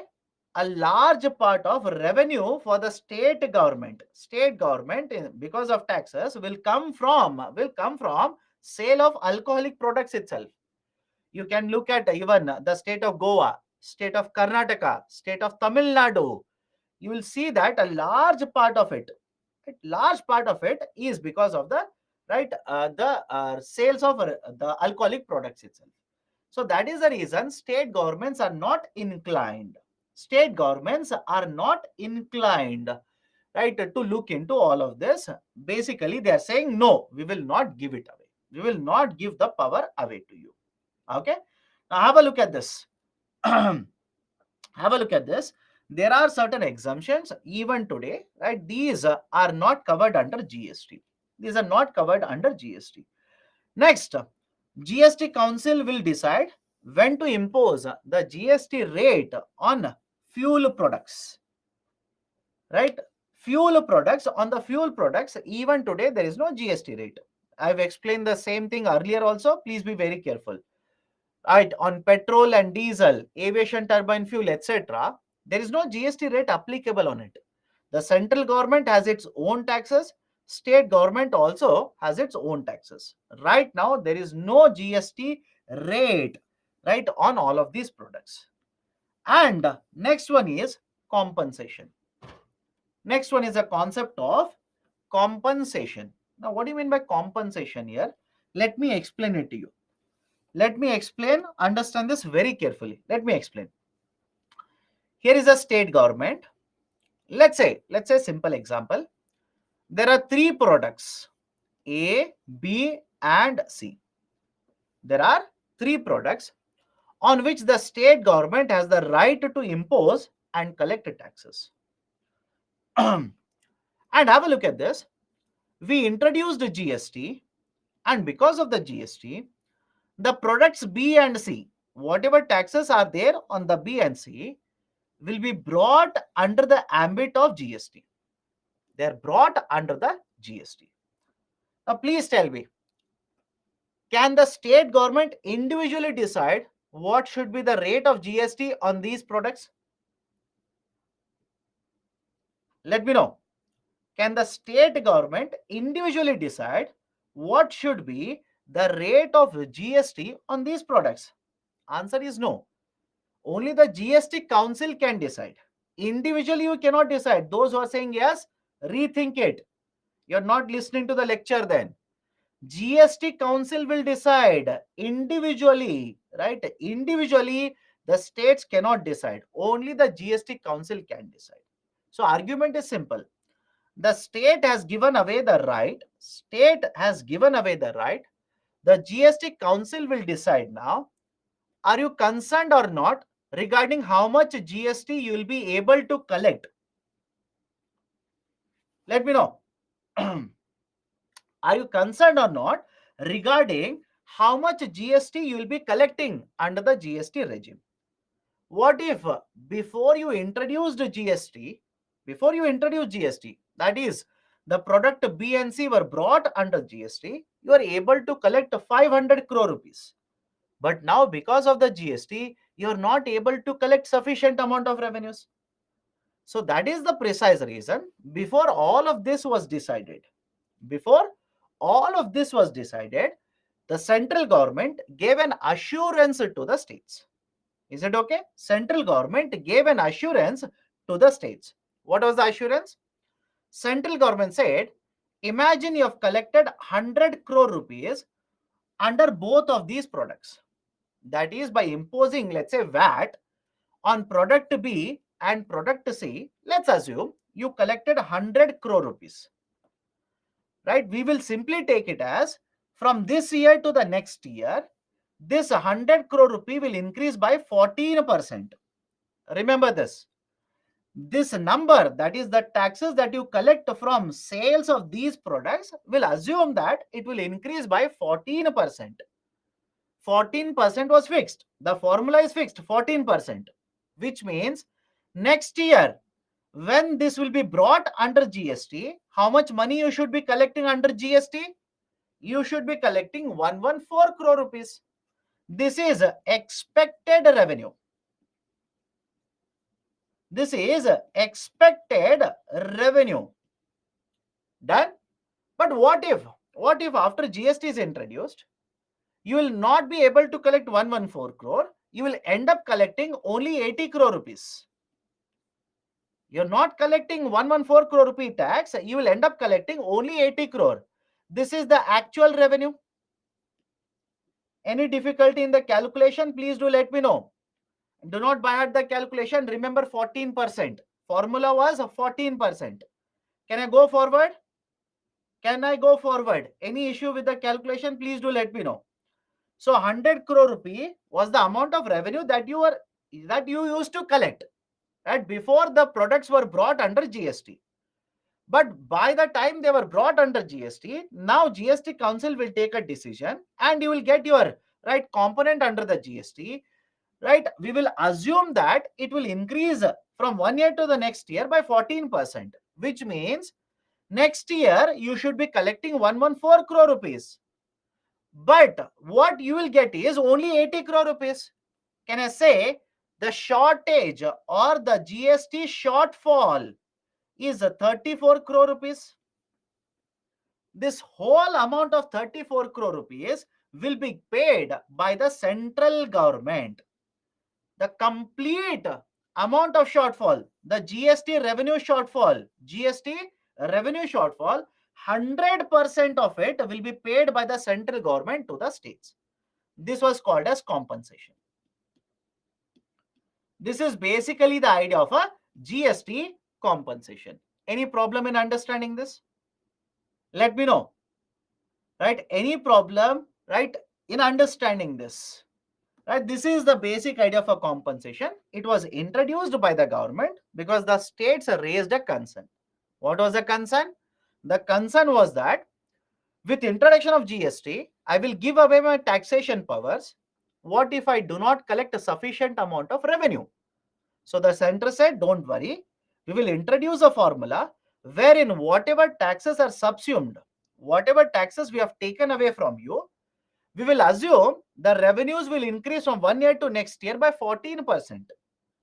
And if you're not able to collect the expected amount of revenue as per the formula, whatever is the shortage, I will give it to you. 100% of the shortage, I will give it to you. And this formula for compensation was given only for 5 years.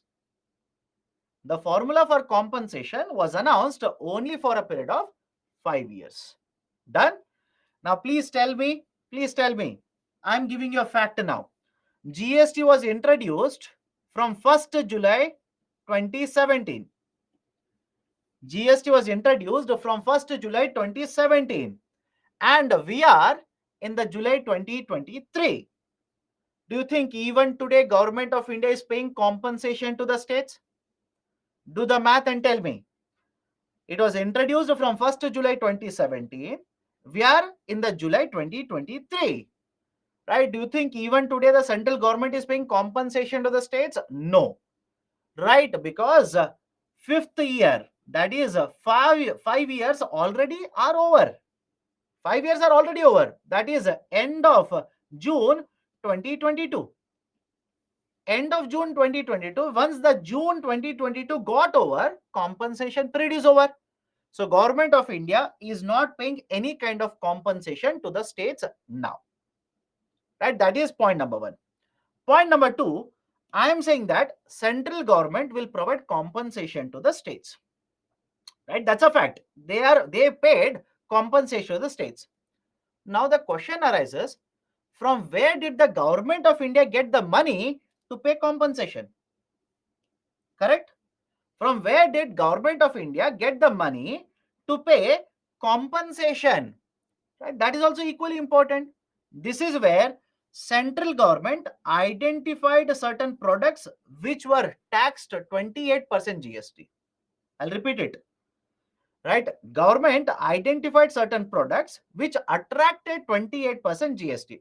For example, luxury cars, pan and tobacco products, right? Let's say soft drinks, etc. And on this, in addition to the GST, government implemented compensation cess.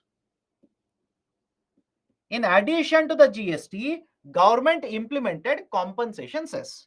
So compensation cess was implemented, GST compensation cess was collected, and it was used to pay compensation to the states. Point number 2. Point number 3. Do you remember the concept related to cess? This is where the application will come into picture. Do you remember concept related to cess earlier? There was one point, definition of the cess. What was the definition? Definition stated that cesses are a type of tax imposed by the government for a temporary time period until you meet the objective. Until you meet the objective. Now, please tell me, is the objective of GST compensation cess over? Think of it. Is the objective of GST compensation cess over? Yes, the objective was simple, to pay compensation. So the GST compensation cess should have been withdrawn. Has Government of India withdrawn GST compensation cess? No, even today the GST compensation cess is there. And for the next couple of years, the GST compensation cess will be continued to be collected by the government. Many of you will ask me, sir, how is that possible? How is that possible that objective is already met, but even then government has continued to implement compensation cess? There is a reason for it. The reason is a pandemic. Very simple. The reason is pandemic. Why? Let me explain this. Understand this very carefully. Right? Understand the concept very carefully. The Government of India during pandemic was forced to borrow from the market. Why? I'll tell you. During pandemic, please tell me what happened to the sales of goods and services. Let me know. What happened to the sales of goods and services? Is there anyone who says overall sales? I'm talking about overall sales. The overall sales increased during pandemic? No. All of you will agree? Sales took a huge hit. Right? Dropped abruptly in the market for majority of the goods and services in India. Point number 1. Now, when the sales will come down, what will happen to GST collection? This is the second point. When the sales will come down, what will happen to GST collection? GST collection automatically will go down. And when the GST collection will go down, don't you think the revenue shortfall for the states would be higher? Anybody has a problem with point number 3? Right? As a result of this lower GST collection, the revenue shortfall for the states would be higher. What if the revenue shortfall is greater than compensation cess collected by the center? Tell me now. Right? Argument was simple. Government will impose a compensation cess, collect it, and pay compensation to the states if there is a revenue shortfall. But what if I say revenue shortfall is 200 crore rupees, but your compensation cess is only 80 crore rupees? Where is the money now? Do you think you have sufficient amount of money to pay revenue shortfall or compensation to all the states? No, you don't have it. That is the precise reason. Understand this. That is the precise reason central government borrowed from the market. Simple. Central government, to pay compensation to the states, borrowed from the market. Right? And when they borrowed from the market, now somebody has to repay this amount of money. All of you will agree? If the center has borrowed, central government has to repay this amount along with interest. That is the precise reason. Even though the five-year duration for the compensation is over, Government of India has continued to implement compensation cess. And government says, I will continue to implement compensation cess. I will collect the cess amount. Now, I will use the cess amount to repay the loans that I took to pay compensation to the states when the revenue shortfall was very high. This is the precise reason why for the next couple of years, compensation cess will continue to be implemented, collected by the central government. Any problem in understanding this feature of a compensation of a GST? Please do let me know. Can we go forward now? Can we go forward? Any problem with any of the features of GST? Sir, still state gets this. What? You mean compensation cess? No, states are not getting compensation cess. It has been stopped from last year July. Okay. Anybody has anything else to ask? Can I go forward? Done then. 14% is a fixed number. Yes, I told you that when I was right making a calculation itself, that 14% is fixed. 14% is fixed. How to impose a GST on exclusive economic zone? My dear, exclusive economic zone is associated with sea. Right? What is the concept of a sea? Trading in seas with right the trading that is happening on land in India. 100 DDR and 80 crore point. What I'm saying is, right, follow the sequence. If you follow the sequence, then you will understand it. During pandemic, sales went down. That is, purchasing of goods and services went down. And when the sales went down, automatically GST collection will go down. And if GST collection will go down, how much will be SGST? I hope you understand this. How much each of the state will get in SGST, automatically that will also go down. So on one side, how much is the actual revenue collection? It is going down. And we already have calculated what should be the expected revenue. So can I say, because of lower actual revenue collection because of the pandemic, the revenue shortfall was much bigger. And because there is a higher revenue shortfall, whatever compensation cess have collected was lesser compared to the revenue shortfall.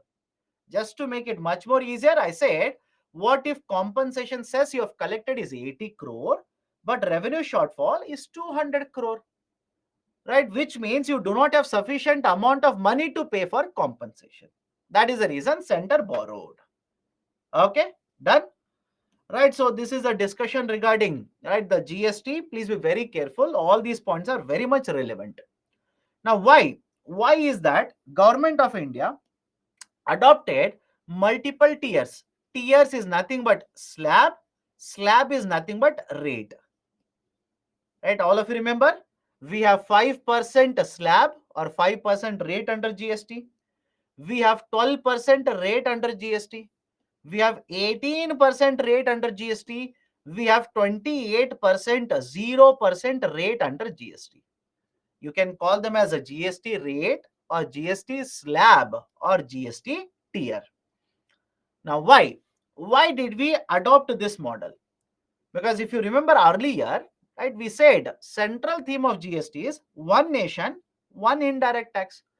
Even today, we have not absorbed, we have not subsumed all the indirect taxes. That's a fact. That's a fact, right? We have not been able to absorb all these indirect taxes. Second, even though we have absorbed these taxes under GST, is there a single rate of GST? Is there single rate of GST? No, we have multiple rates of GST. We have 5%, we have 12%, we have 18%, etc., etc., etc. So why did Government of India adopt this kind of a structure? These are the reasons. Let me tell you what is the reason why we went for this, and then I will tell you what are the concerns, what are the disadvantages of this system. Let me start.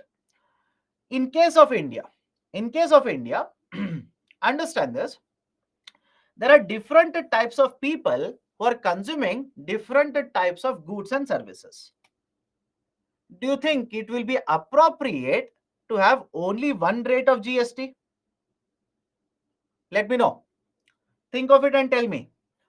There are different groups who are consuming different commodities, different types of goods and services. Will it be appropriate to have only one rate of GST? Of course, no. Right? Of course, no. It is not at all appropriate. Point number two. Right? Point number two. The government should also look into how much revenue they are able to generate. There's a term called as revenue neutrality. Right? Why this revenue neutrality is important, or what is the meaning of the term revenue neutrality? And have a look at this. We had a VAT system Now we are shifting from the VAT system to GST. Is it okay? We have a VAT system, right? We are moving from the VAT system to the GST. Now please tell me, even though we are shifting from one taxation system to another taxation system, don't you think we should ensure that there is no loss of the tax revenue? I'll repeat the statement. You are moving from one type of taxation to another types of taxation. Don't you want to ensure when you move from one system to another system, you should ensure there is no loss of revenue? And the loss of revenue, right, or ensuring that there is no loss of revenue, that is basically called as revenue neutrality. That is called as revenue neutrality. Is it okay? Right. So the government needs also to ensure that there is no loss of revenue. Why? I'll tell you. Imagine all the goods which are covered under GST is taxed at 5%. Right? Because the argument is, sir, poor people will not be able to pay higher amount, etc. Imagine all of these goods and services will be taxed at 5%. Can you imagine the amount of tax revenue that will be lost by the government because of this? I hope you understand. Right? The problem is, what should be the rate of taxation? Many people will say lower rate of taxation. If there is a lower rate of taxation, revenue losses. Second, if I have a very high rate of taxation, in order to protect the revenues of the government, let's say 18%, every good and service will be taxed at 18%. Please tell me what will happen to inflation rate in India? Think of it.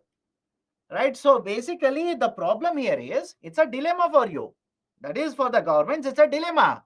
If I want to have only one rate of tax, if I keep it at very high rate, right, inflation will be caused. If I keep it at very low rate, what about my revenues? Because I want money. I want to spend money for various purposes.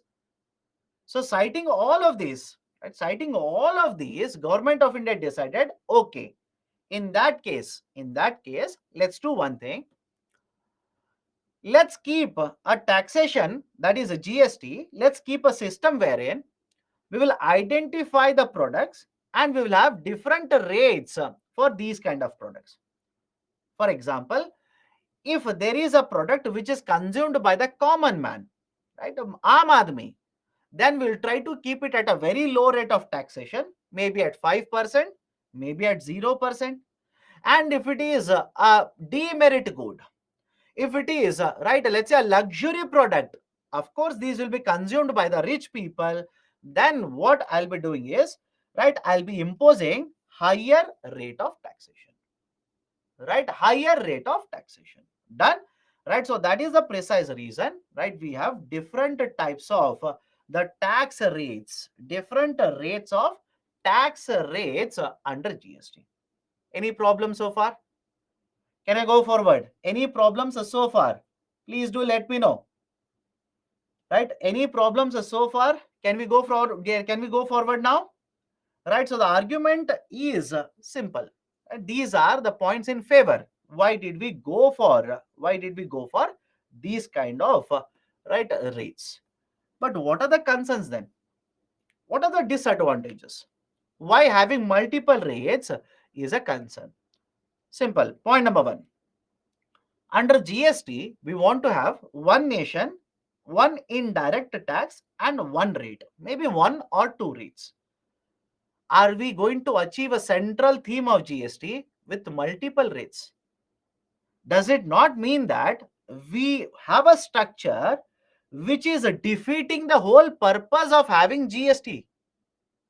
Right? That is against the central theme or central idea of GST itself. That is the first concern. Second concern, very technical, lot of administrative difficulties. When you have multiple rates, right, when you have multiple rates, lot of administrative difficulties. Right, what is this idea? Let me explain this. There is a term called as inverted duty structure. Understand this very carefully.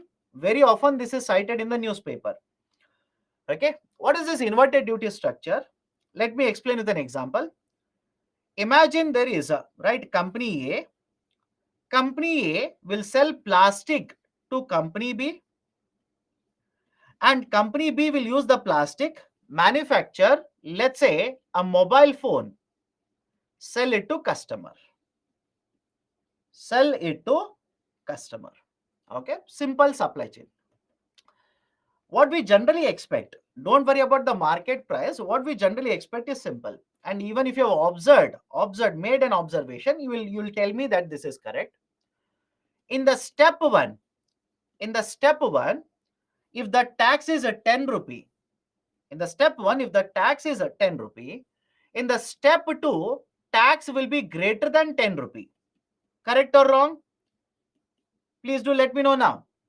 In the step one, if the tax is a 10 rupee, in the step two, the tax will be greater than 10 rupee. I'm taking an arbitrary number, 15 rupees. Right? This is generally how the taxes are imposed and collected, which means I'll put it in a statement. Please understand this.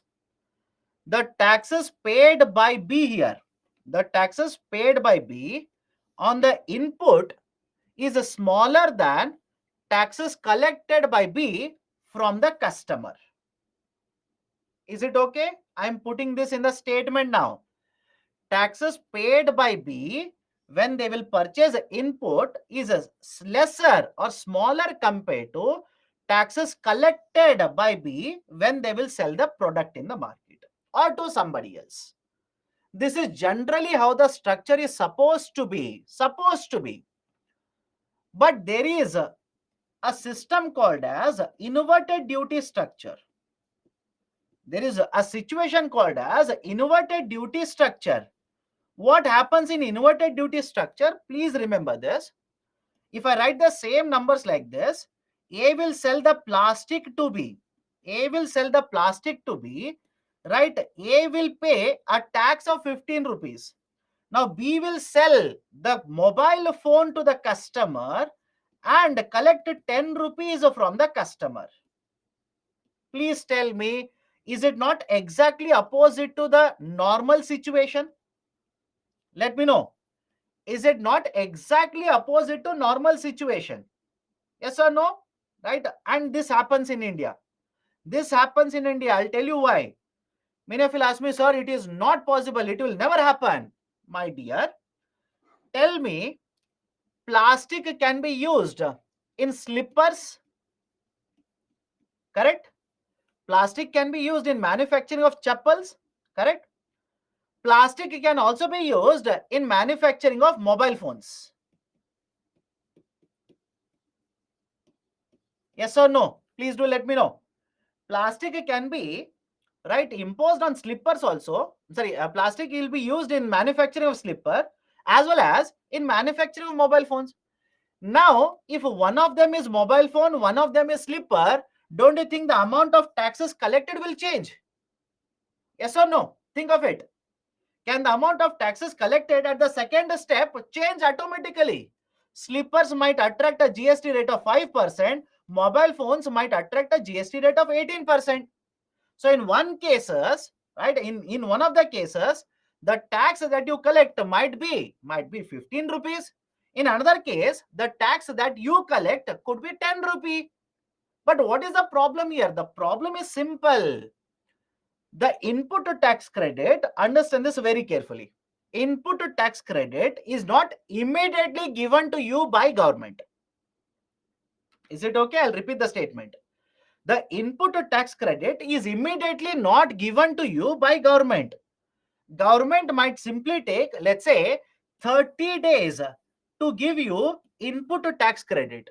Now, in that situation, please do let me know, don't you think because of this inverted duty structure, more of your capital, more of your money will be with the government for a longer duration? Does it make sense to you? Right? Is the logic okay with you? Don't you think this is a problem with inverted duty structure in India? I'll repeat it again. Right? Because of the inverted duty structure, right, more of your capital, more of your money will be with the government for a longer duration. That is, in the first case, you will get 10 rupee after 30 days. Let's say you will get 10 rupee after 30 days. But because of the inverted duty structure, in the second case, your 15 rupees will be stuck with the government of India for 30 days. Don't you think that's a problem for a small manufacturer? They will get the money. No doubt they will get the credit from the government. But here, in the first case, credit of 10 rupees with the government for 30 days. In the second case, credit of 15 rupees is there with the government for 30 days. Right? The problem is for 15 days or let's say 30 days, if the government will not give me the credit, which means this is a capital which I will get, but there is a delay. And that is going to cause problem for me. That is going to create issues of investment for me. Right? So this is the problem with inverted duty structure. Right? And inverted duty structure will happen because remember this, you have multiple rates. Is it okay? Inverted duty structure will happen because you have multiple rates. And many of you looking at this will simply say, let's address it then. Right? It's not that easy. Many of you will simply say, let's, right, basically, right, ensure that this will not happen. That is not so easy. Why? Already I've told you, if the product, that is the raw material, is consumed, right, in the manufacturing of different types of products, I will have to ensure, if there is no inverted duty structure, I will have to ensure for all these products, the GST rate will remain same. And do you think that is feasible? Do you think that is rational? Do you think that is appropriate? That is, you have a same rate of GST for both a slipper as well as mobile phone. That is not appropriate. That is not feasible. That is the reason even today, we have completed 6 years of GST. Even today, there is inverted duty structure in the GST structure for India. Right? So these are some of the issues, right, related to having multiple rates of GST. Any problem? Can I go forward now? Right? Can I go forward? Now, before I take a break, one small concept. If a UPSC will ask you this kind of a question, what will be your recommendation? You will write this as the main body. You will write these are the reasons why we have multiple rates, and these are the concerns for having multiple rates. Now the question arises, how will you conclude then? You cannot simply say GST is very bad, so withdraw GST.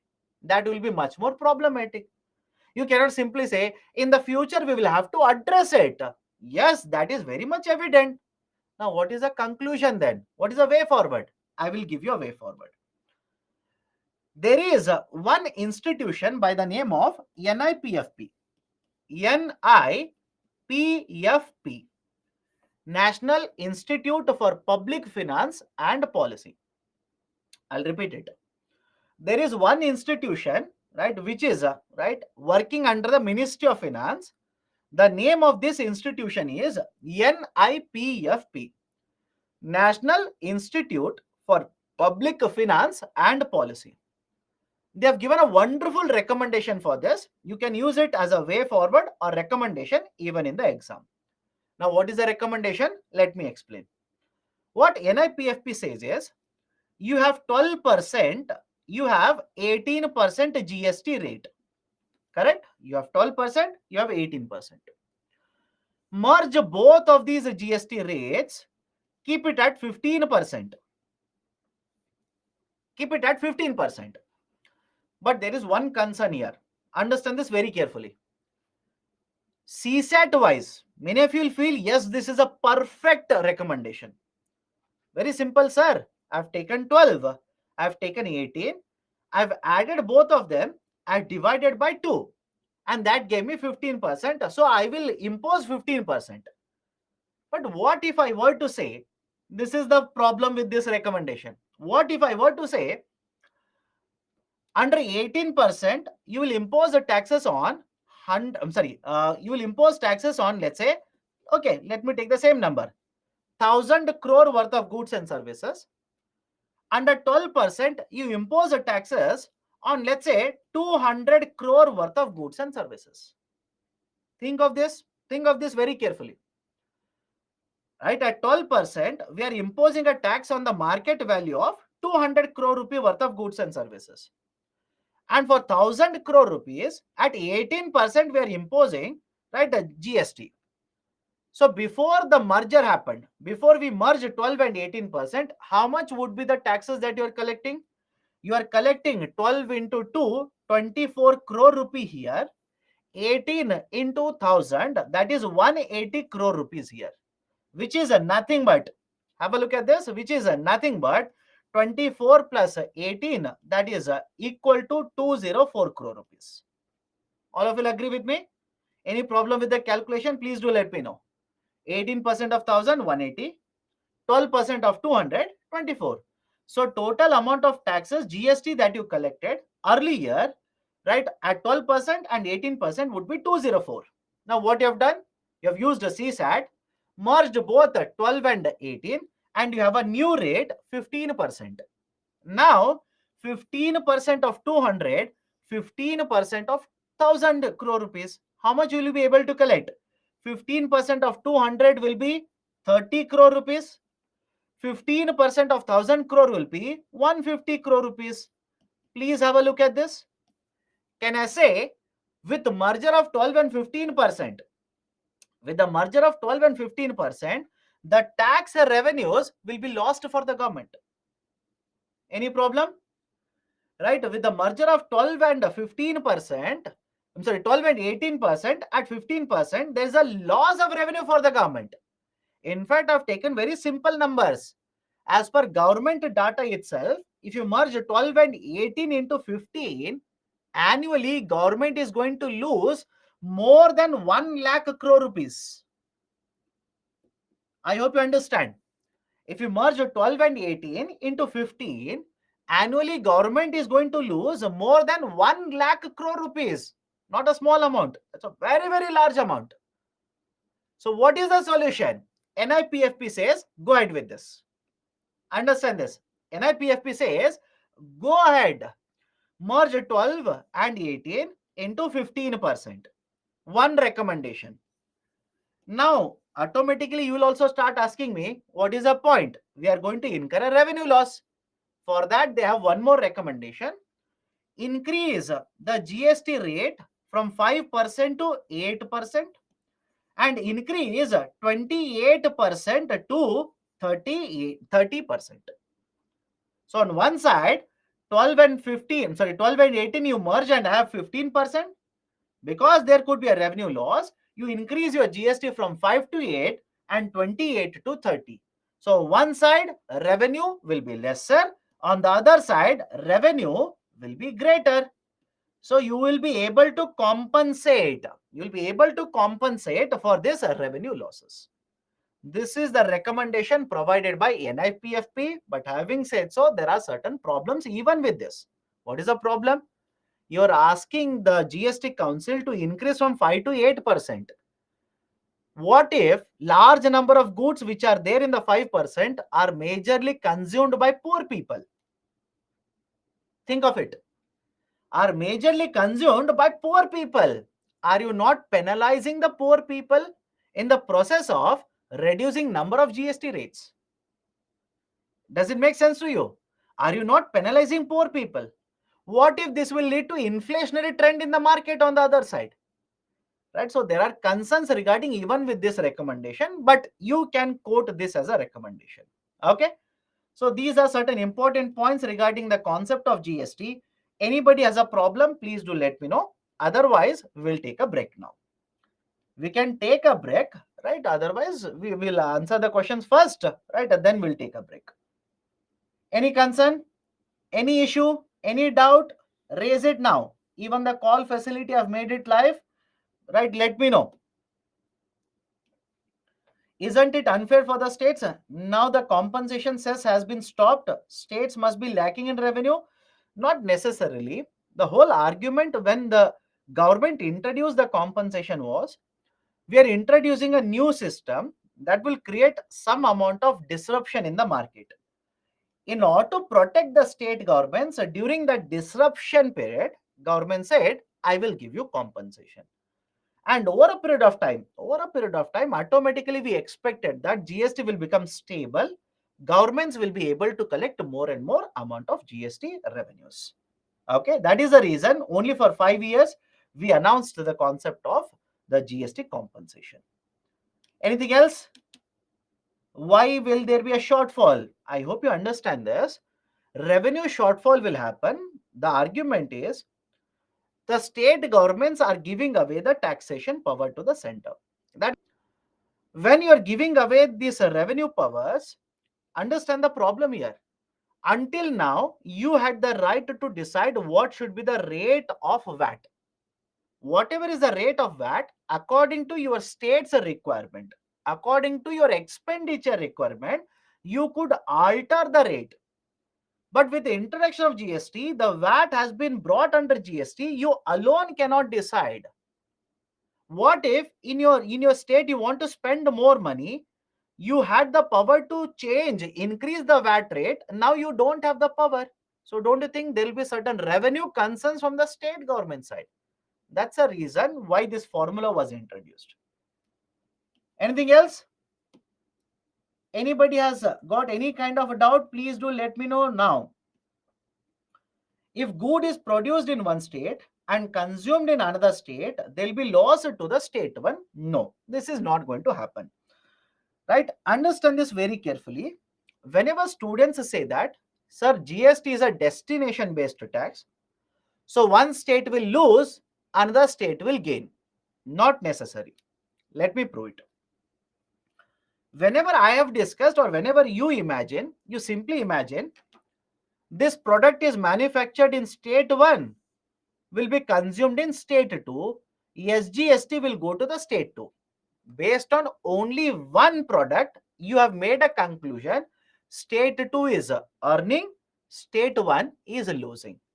But please tell me now, think of it and tell me, do you think only one product is manufactured and that too transported from state 1 to state 2? Answer now. We'll take a break after this. Don't worry. Answer. Participate. That's more important. Do you think whatever is manufactured in state 1 will always be consumed out of state 1? Can you give me one example of it? Where whatever is produced in the state, everything will be consumed out of the state. One example. No, that will not happen. Second, when you can think of this, that is, this remote is manufactured in state 1, consumed in state 2, equally, can this also happen? This marker or let's say stylus is manufactured in state 2, consumed in state 1. Can this also happen? Of course, yes. That is the reason. Please understand. That's the reason. Please do not be under the impression that under GST, one state will always lose and another state will always gain. Absolutely no. Okay. But sir, the central theme of GST is still not achieved through recommendation of NIPFP. Agreed. Even with NIPFP, there is no single rate of tax. But understand this, can you directly move from 5, 12, 18 and 28? Think of it. Can you directly move from these rates to only one rate?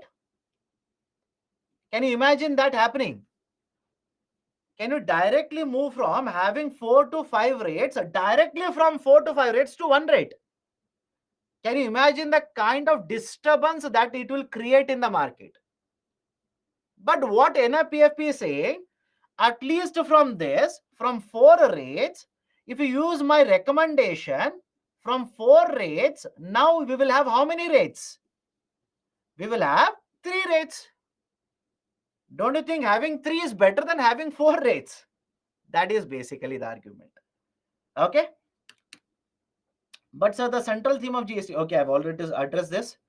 Then what, sir, GST is better in this regard for? I'll prove that. Just give me some time. Just give me some time. I'll prove GST is better compared to earlier system. Because under GST, there is no cascading effect. Under GST, every step you will get input tax credit. Right? That is the advantage of having GST. And rather than having multiple GST, multiple indirect taxes, now only one rate, but only one tax, but though different rates are there. Okay, done. So what is the full form of NIPFP? National Institute for Public Finance and Policy, NIPFP. Okay. Okay, so let's take a break now. Let's take a break. Okay, Sachin is calling. Sachin, it says ringing from my side. Right, it's showing to me that it is ringing. So please pick up. Okay. Sachin. Hello, good evening, sir. Good evening, Sachin. Tell me. Sir, you have told that for the compensation there is a single rate of 14%. Huh. Is it not disturbing because every state has different state has different rate of consumption, different production and all. Hmm. So it will not cause disturbance. No, in fact, on the contrary, the economist argued that 14% rate was very, very ambitious. If you compare it to the other states, because please understand, can I simply say the growth rate in the tax revenue collection, forget about GST, overall, the growth rate in the tax revenue collection is closely connected to the GDP growth rate. Does it make sense? Think of it and do let me know others also. The growth rate in the tax revenue collection, is it closely connected to the GDP growth rate? That is what I'm trying to convey to you people is, if the GDP keeps on increasing, it simply means market price of the final goods and services has increased. If the market price has increased, don't you think the tax revenue collected should also keep on increasing? So again, I'm saying, in fact, the argument was that the GDP growth rate at that point of time was ranging around 6 to 7% overall India. Right? Of course, individually all the states will have different rate, but overall India it was around 6 to 7%. Despite having a lower rate of GDP growth rate, Government of India, in order to bring all the states in agreement with implementation of GST, said, okay, we'll assume it is increasing by 14%. So, sir, it was a more or less political decision, not a statistical decision. I'll not say political decision. Various committees were set up based on the recommendations. This decision was taken up. Okay, thank you, sir. Okay, done. Okay, anybody else has a question? Okay, then let's take a break. Then let's take a break. So we'll restart the discussion at 6:05 p.m. We'll restart the discussion at 6:05. Right? Please join.